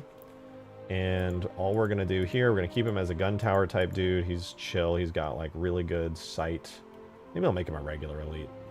But he's got really, really good sight, and he can only fire once you come into range. So he's always locking onto you. He is scary as hell.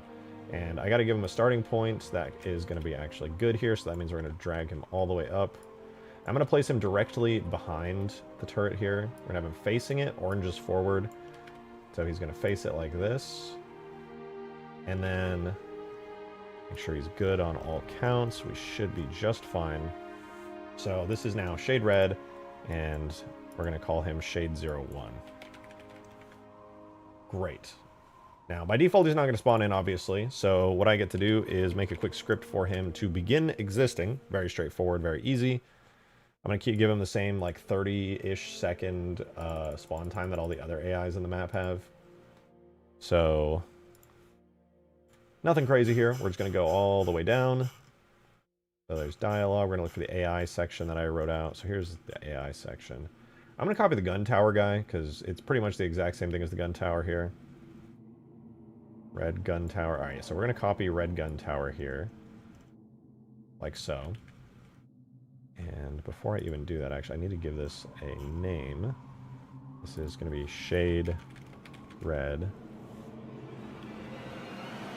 Okay, good. So we're going to copy our Guntower guy. We're going to go down below Blue Guntower, right above command scripts. We're going to insert this, and this is going to be called Red Shade.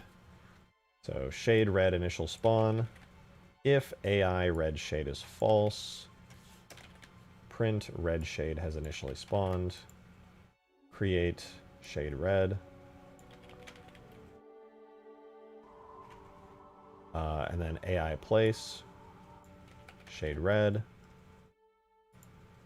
Then we're going to set AI Red Shade to true. This is a value I have not created yet, but I will in a sec. And then we're going to have Shade Red failsafe. This is the one that basically just checks. This is a script that checks if it's dead, and if it's dead, delete everything related to it. So AI Red Shade is true. Then we're going to unit get health Shade Red Shade 01, which we just named that guy. And it's basically going to go object damage section, Shade Red, death. I believe that's the name of it, and that's going to blow it up. Then we do AI kill Shade Red. And then lastly, this is the respawning logic for our Shade here. We're going to do AI Red Shade is true, then get the living count of the Shade Red AI group, and if it's 0, then we're going to write into the console Shade Red has died, and then we're going to destroy the Shade Red right here, and then we're going to also erase the AI relating to it. And we're going to set that value that I track internally to false so that it can reset the script. Sleep for, what is that, 30 seconds or something? And after that time, we're going to recreate the vehicle of the Shade. We're going to place down the AI right next to it.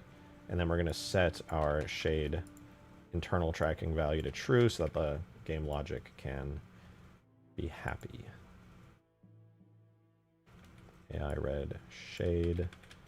AI Blue Shade.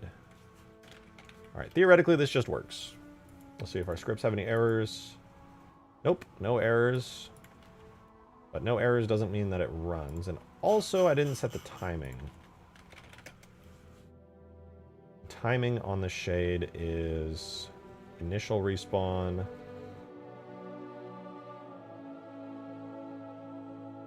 I think he just spawns in instantly. Pretty sure he spawns in instantly. So right now I'm going to disable this. Save. Let's run scripts. Oh my god. When the drink starts to taste like everyone needs to hear your opinions on Israel. Okay. Bro, you sound like you're about to be really fun at Thanksgiving.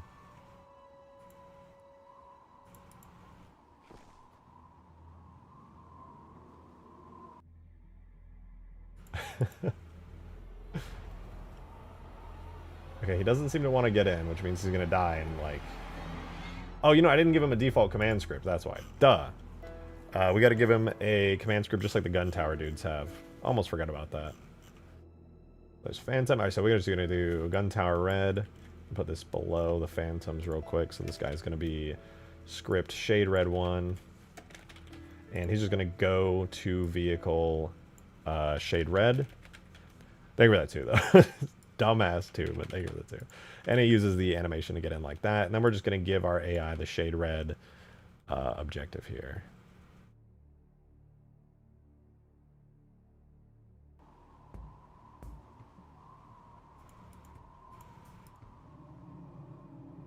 Make this his placement script.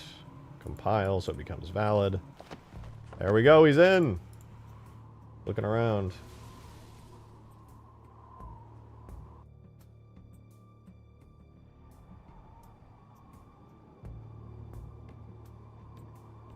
He's having a good time in there.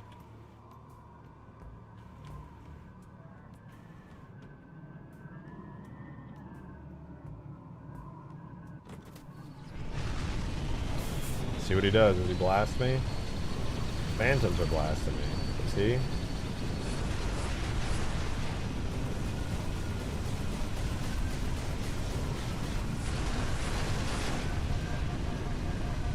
Damn, Banshees are going crazy. The Shade guy doesn't give a shit, though.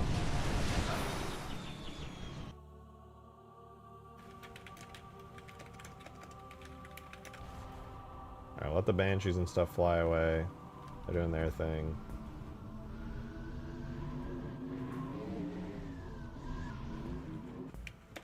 Now I'm going to steal this Falcon and fly up again.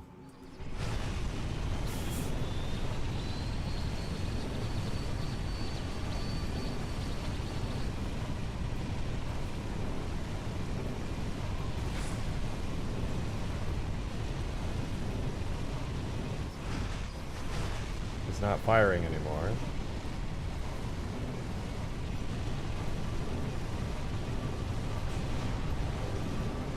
Not firing anymore. I need to be further. Is his range set a certain way?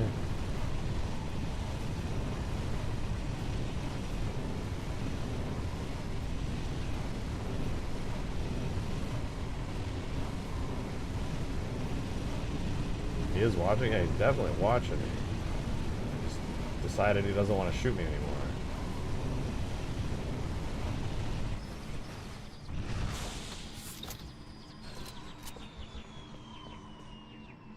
He shot me once. Then stopped giving a fuck. Hello? Oh, I got it and he fired one bullet.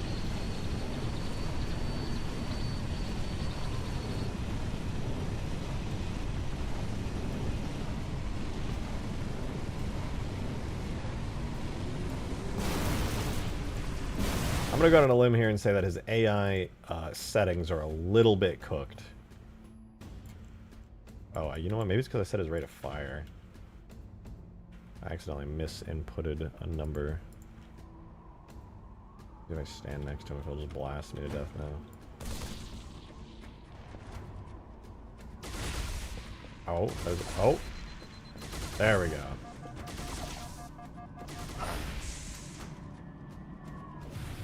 Not bad, not bad. Set game speed to 10. Oh.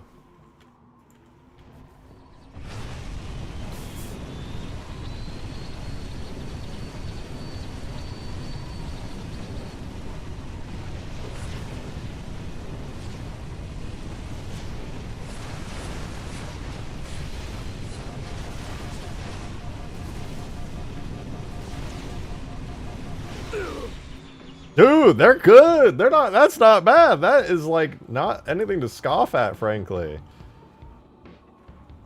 Let me go back to my actual side, and I'll do like a super fast flyover, and just kind of see what he's like.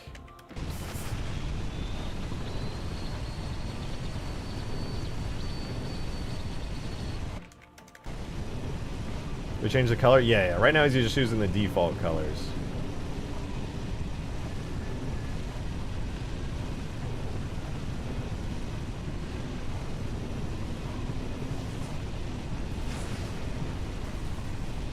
So I was able to fly past him pretty quickly.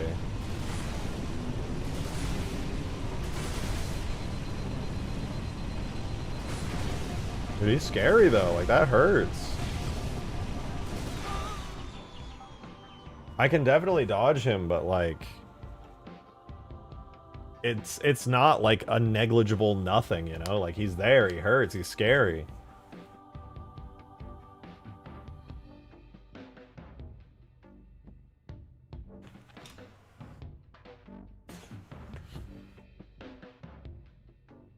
Maybe lower his target tracking? I'm gonna be honest, if anything, he just feels slightly weak. I guess, you know, I'll try this in a Pelican, see what he does if I'm in a Pelican.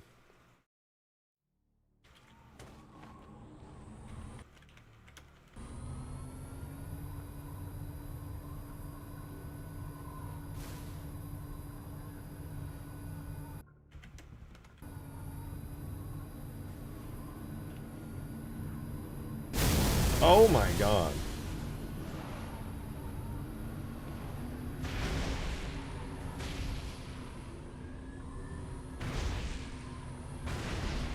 Not much, honestly. He's pretty weak. Not that a Shade Turret should be, like, instantly taking down a Pelican by any means, but...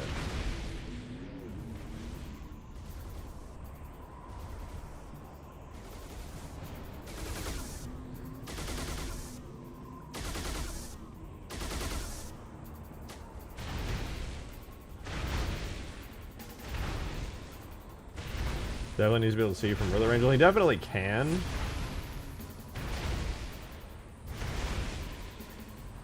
Might need to tweak materials? I think so, yeah.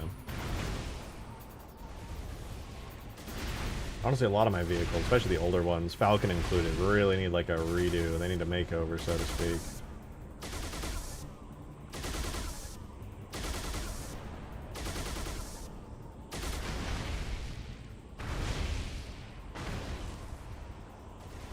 So the AI to legendary? Yeah, I think I'm just gonna have to manually make him just have like the maximum scariness, because right now I'm pretty sure that he's running as if he's on easy.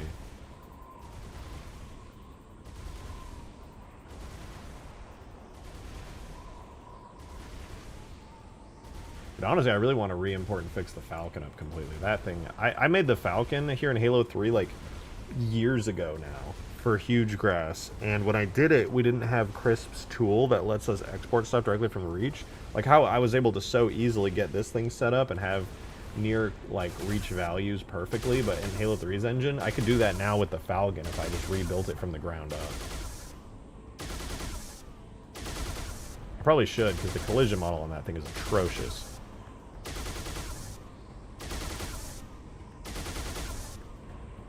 Yeah, that doesn't do nothing to a Pelican. Maybe I really should do the flat cannon one.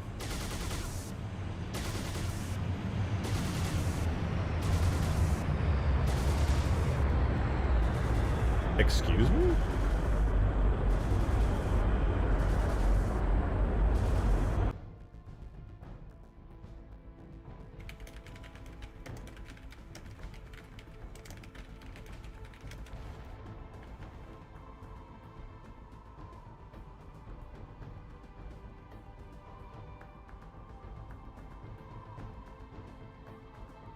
What does Silent Gamers say? So the bolt damage to explosive and it'll shoot through armor fast? Fair. Yeah, I noticed Reach didn't even have those settings anymore. I think I'll do that.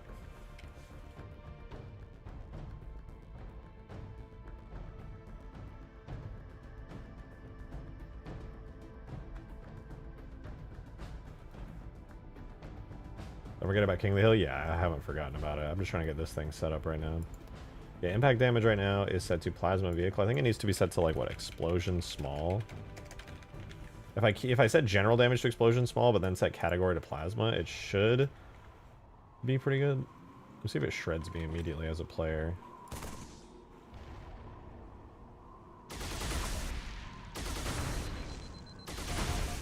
No, it's about the same time to death there.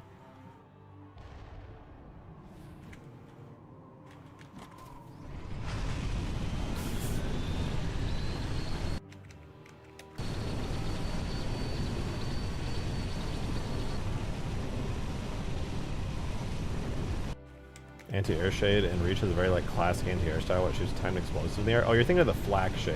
These are the anti-air shades from New Alexandria. It's got the same model, just different weapon.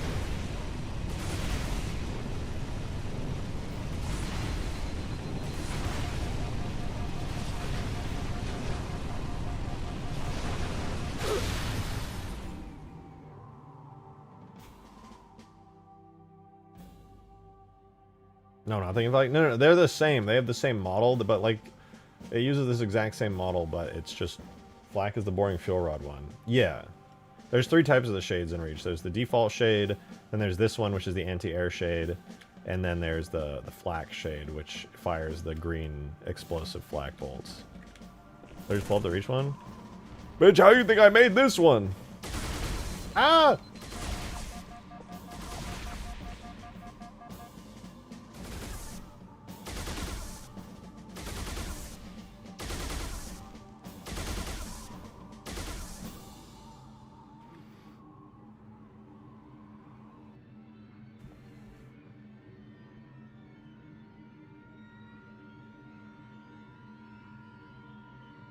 We got.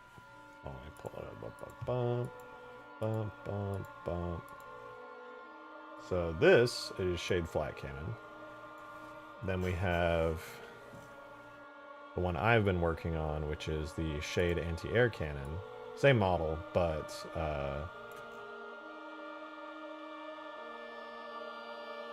it just has a different weapon. And then the other one is just the regular Shade Plasma Cannon, which is just this.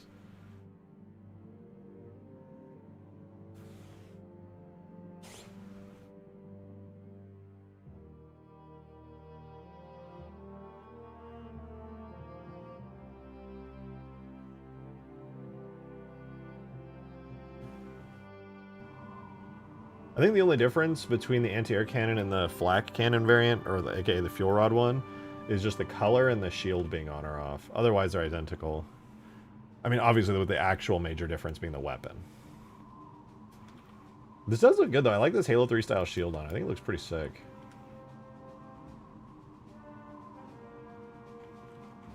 I realize they have different models for the AA and flak. Oh, they don't. Well, technically they do, because there's no shield. And the color's different, but...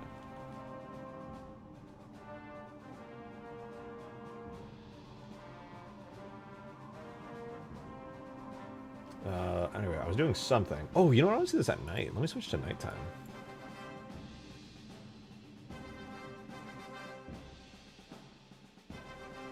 Ooh, that's cool.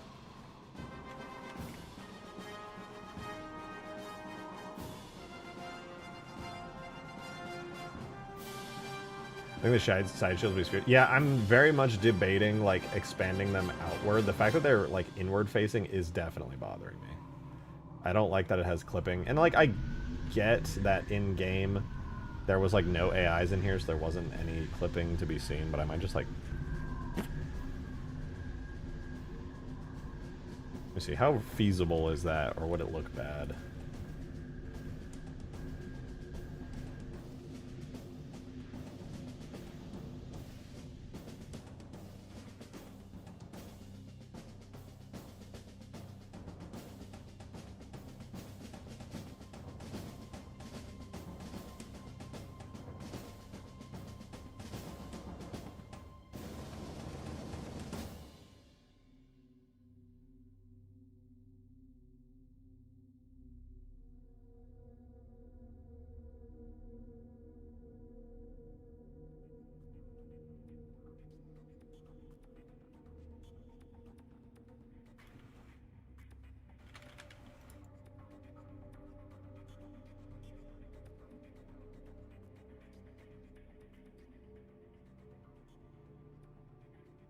Are they faithful to mob makers look better? Yeah, I mean, I don't like it either. It was bothering me. I was kind of looking at it and just like, well, it's not the worst thing ever, but if I can do it without, like, causing much trouble or anything, I would very much like to. Bring them all the way out to the doors. I'll see. This one might be enough, but we'll find out here in a second. Shade reach. No, we want shade. Is that what I think it is? Is that the thing? David, thank you for the 2! It is. The Halo Reach anti-air turret. Right now, it just has the default Halo 3 red coloration to it. But yeah, it is the very same. For base defense.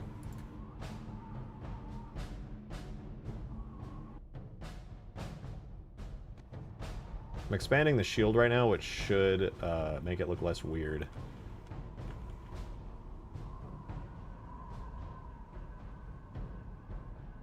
Maybe mission map team colors. I'm probably going to keep it purple or whatever other color is default to this, but I will definitely change the metal colors to be red or blue. That's what I've done for all the other vehicles. I keep them having the same anti-grav colors. For example, the Phantom, same anti-grav colors as usual, but just the shiny shell is changed to red. I've done that for all the other vehicles as well. I think it looks nice. Keeps them very readable. Wraith still has blue highlights. Ghosts still have blue highlights.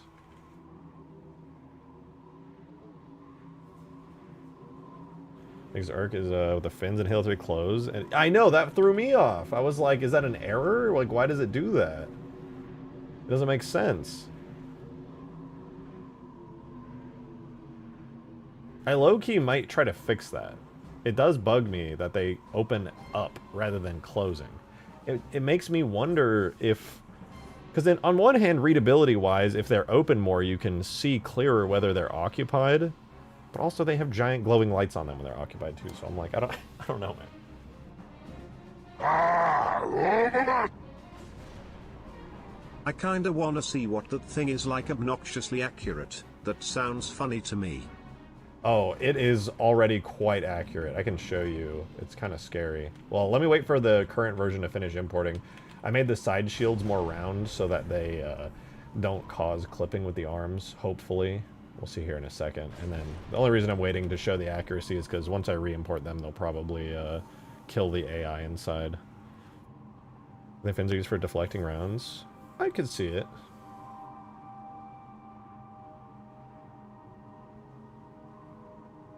Any day now. Gonna finish computing bounce lighting any day now.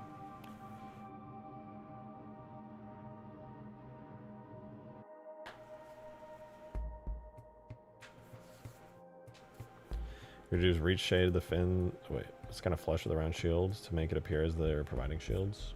Yeah, that's a fair point. I'll leave it as is for now, especially if the shield looks good here. All right, let's see. Let's refresh. Okay, it looks like the... Oh, wait, the hex shield didn't expand. I feel like it really ought to. Well, that might just be because it used a different, like... I mean, the shield is better now. It is definitely going in.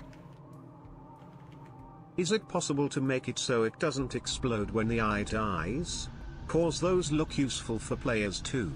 So, the way I have it right now, like that, is on purpose just because it, Oh, yeah, it's because the way that this is... Ooh, that's kind of annoying.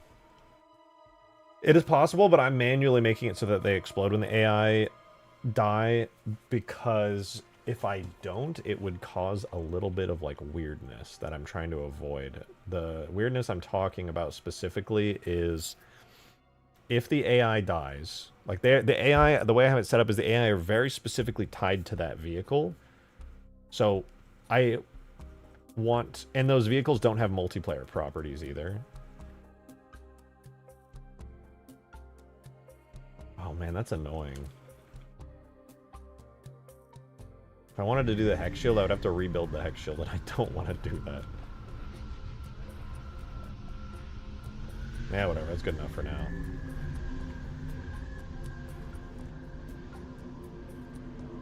People just purposely kill their own AI for the vehicles. That's also true. That's a good point. I didn't even think about that. That would be a problem. The accuracy is really good, though. It's not that strong. I am debating switching it to the proper non-anti-air flak version, but I think also I might just have to adjust the materials on things like the Phantom and the Pelican, because currently they are weird. Same with the Falcon. I'm debating just remaking the Falcon again.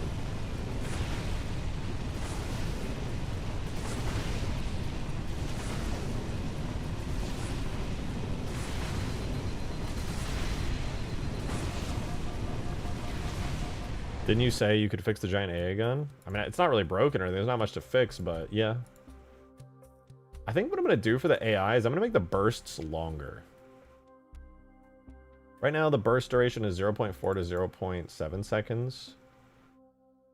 I'm going to double it. 0.8 to 1.4 and 0.6 to 0.8.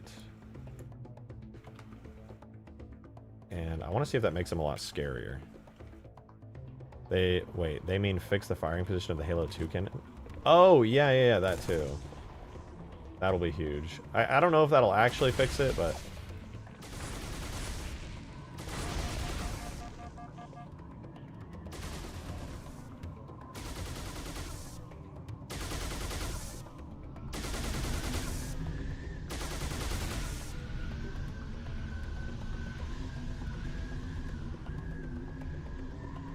I think he's only using the really inaccurate properties. I might have to just give him maxed out legendary properties at all times in order to make him actually scary.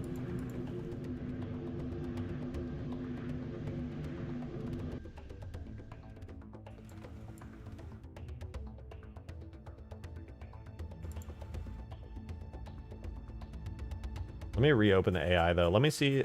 I might be able to fix the the fucked up aiming. Yeah, I think I do just need to max him out with legendary traits. It is what it is. It's firing 10 now since it's doubled. I don't know what you're talking about, frankly. Alright, we're gonna go to the Cub Gun Tower Mortar. The thing that I noticed was... Is it here? Yeah, custom stand. I'm going to do 3 world units up. I don't know if this will actually have an effect because it's like a built-in thing, but... And also, let me check something. No, I think I only changed his properties there. Let's see, does he successfully... Oh my god.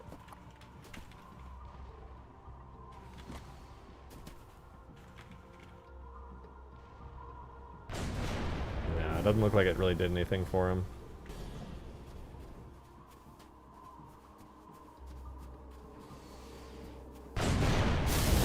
Still wants to fire behind me. I was really hoping that would offset it and fix it.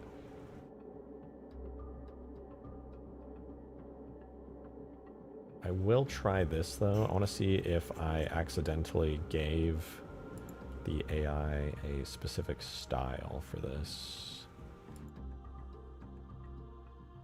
The gun tower character have any unique properties for the weapon? Nope. He's just using the default ones. Damn.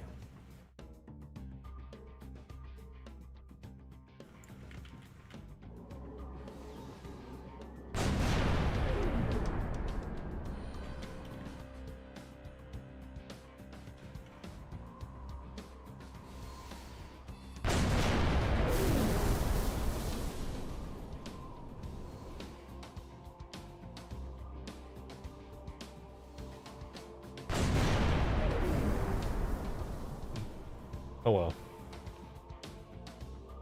He's really good at predicting you if you're in a vehicle, but if you're on foot, really don't have much to worry about.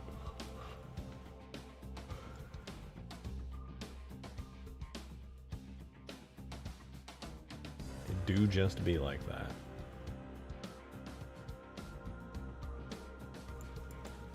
What if I do this?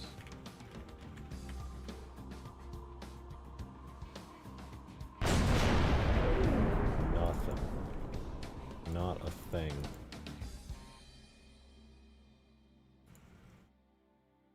Oh, interesting. Joe, thank you for the 2. The AA shade has 2 damage effects. Okay. Impact and explosion. Does it? Impact does plasma damage and explosion does high explosive with explosion large general damage. I had looked, I didn't see a secondary one. Maybe I just didn't look hard enough. Let me see here. Oh, I'm looking for the projectile. Oh, wait, yeah, there's an explosion and an impact. Did I just not notice it? Detonation effect. Impact damage.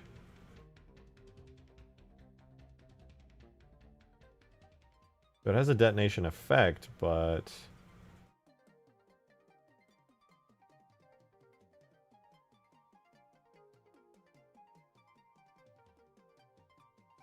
Is maybe there a reach thing where... Because I see impact damage.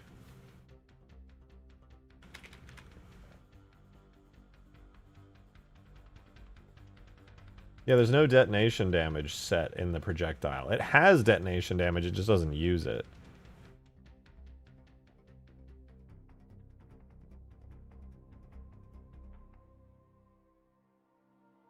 Unless maybe it's like baked into the effect or something?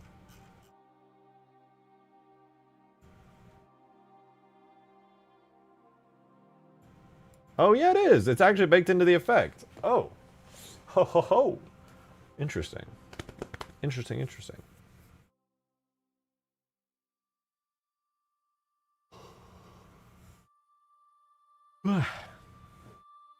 Okay, yeah, we can do this then. For sure. Let's set it up right now. We'll go back to the vehicle. Objects. Vehicles. Reach shade. And right now let me refresh. Flak cannon projectile is using the impact damage. And I can now change back to plasma vehicle. And then what I'll do is I'll make a copy of it. Call it detonation, or yeah, detonation. Oops, I didn't mean to actually choose it. So it'll have the default impact damage effect. And then we have the impact... Oh, it doesn't actually have an impact effect now that I think about it. It has a material effect. But for... Is it collision small? No, I want impact detonation projectile. Phantom turret impact effect, impact plasma large. I guess I'll just do this for now where I have the... Maybe I should do like a mini plasma explosion actually. That'd be kind of cool. That'd be kind of sick. Let's do that, yeah.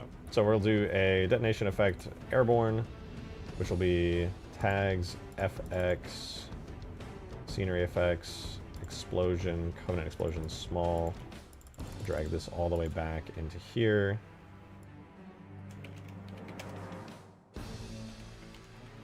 And we'll have it be shade, flak, cannon, explosion. Check stream chat from Zoofi. Thank you for the 2, Joe. I will check it out in 1 second. So we'll have that in here, and we'll use that for both. So he's got the peak version. Is there another version? Don't make me tap the sign. Is there something different about this? Ooh, it's so glowy in Reach. Holy shit, it's so bright.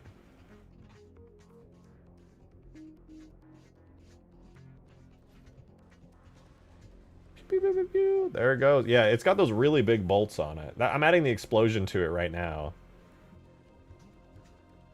Super big and super glowy.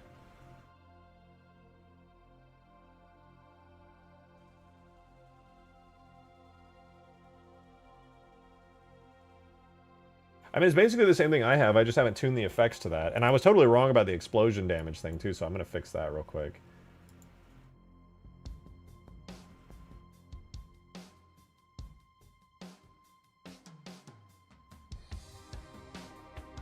But thank you for showing me. Hold on. I'll look at the other one in a second, too. Then I saw you said the second one. I just want to grab this real fast. If I opened you up in your files. Wait, what? Well, what are my files? Oh, you didn't put the space. It confused me. What are my files? Oh, wait, that's not supposed to be there. Weapon.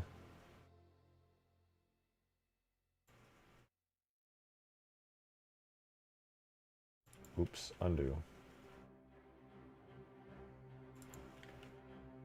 What files would I have? Probably the coolest ones, probably ever. Probably like a scarab in there somewhere. I had to just guess.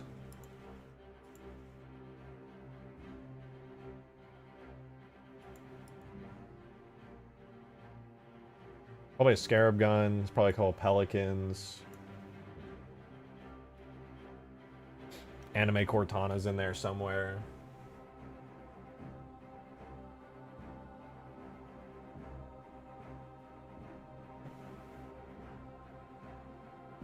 Alright, this is high explosive. Detonates explosives. Transfer damage always uses minimum. Enable special death. The damage, AoE core radius is 0.5. The radius overall is 1 to 4. It's big. God damn, that's big. It doesn't have a damage type, obviously. Low is 50.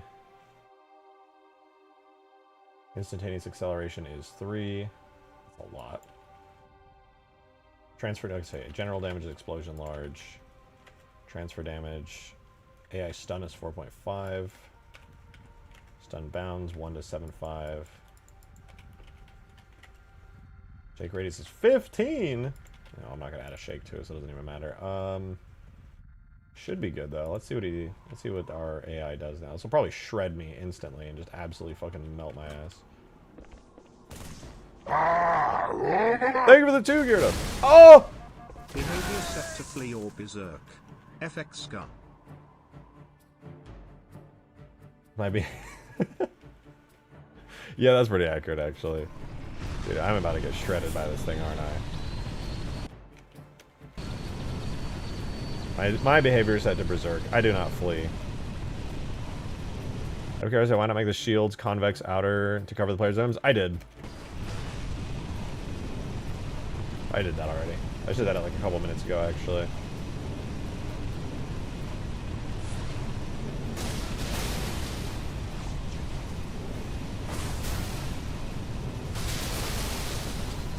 Damn, that hurts.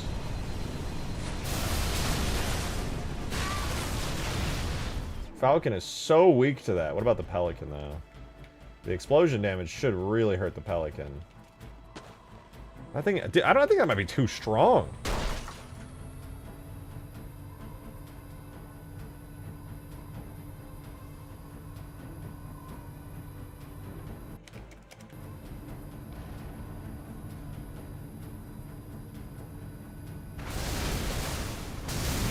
Oh my god, bro, the explosion damage is insane. Are you kidding me?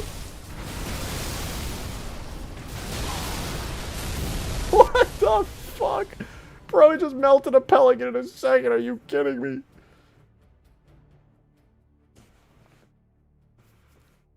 Okay. So, I'm gonna remove the explosion for a second. Here's what I'm gonna do.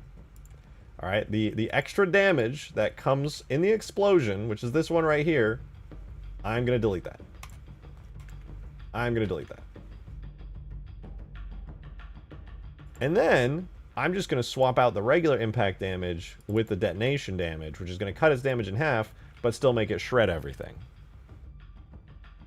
Theoretically.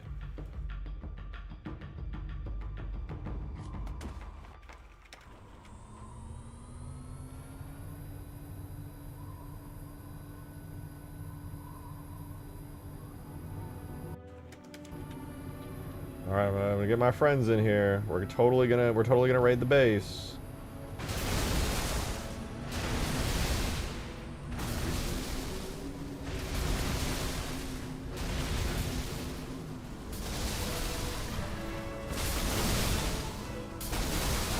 I'm starting to think the way that impact damage works is not how I expect it to work. Impact damage. Maybe I just need detonation damage and then clear that.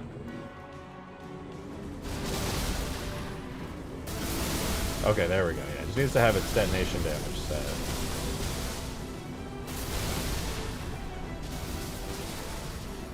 Dude, this thing is scary. You, like, actually need to clear it out or else you're so cooked.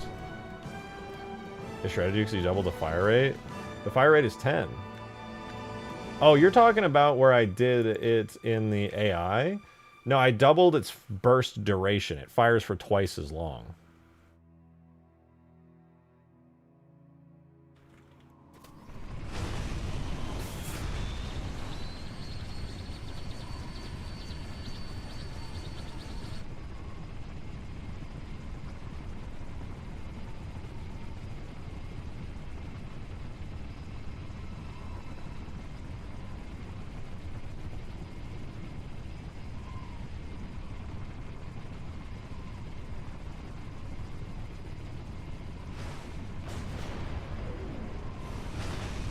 Having two might be the play. I mean, you're never getting through two of those guys. Two of them is crazy.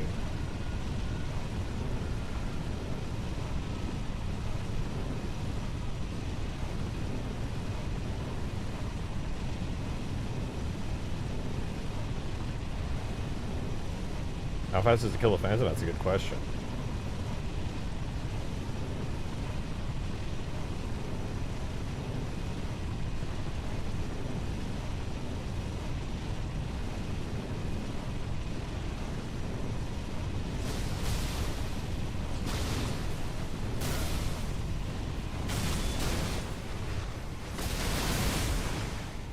Oh, because it's not doing impact damage. Wait, does this thing not take AoE damage properly?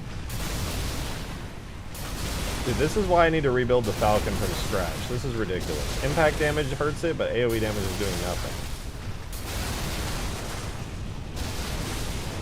I like that it's pushing me, though. That's cool.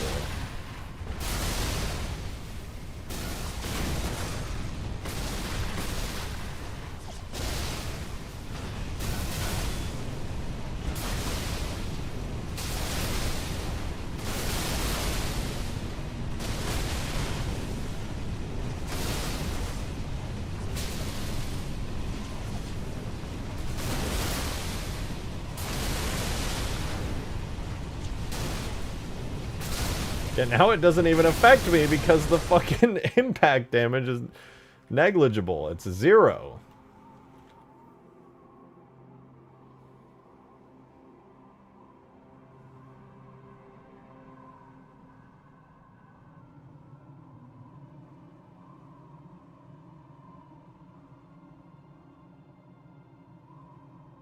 That is true, Killikid. That is true.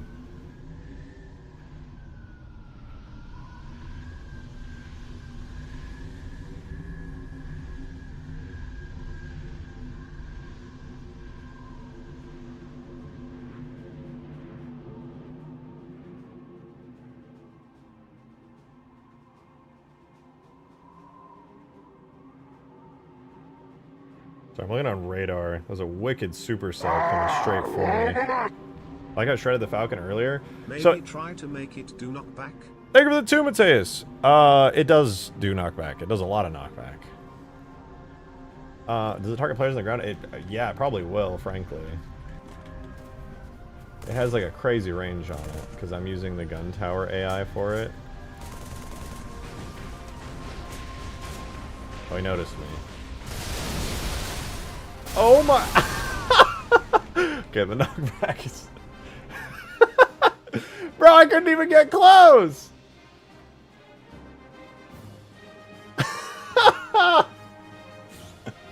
Okay, obviously he's gonna need some... He's gonna need some tweaking. He's gonna need some tweaking. I think what I'm gonna have to do is make it so he cannot aim like all the way down. I'll probably keep his range like relatively high, so if you like are approaching from the ground, he's not gonna be shooting at you. And yeah, he currently is using the AI that I have for the gun tower, which can see literally across the entire map. So it's a little bit busted. I'm definitely gonna have to give him his own individual AI character. That's just like a slightly modified version.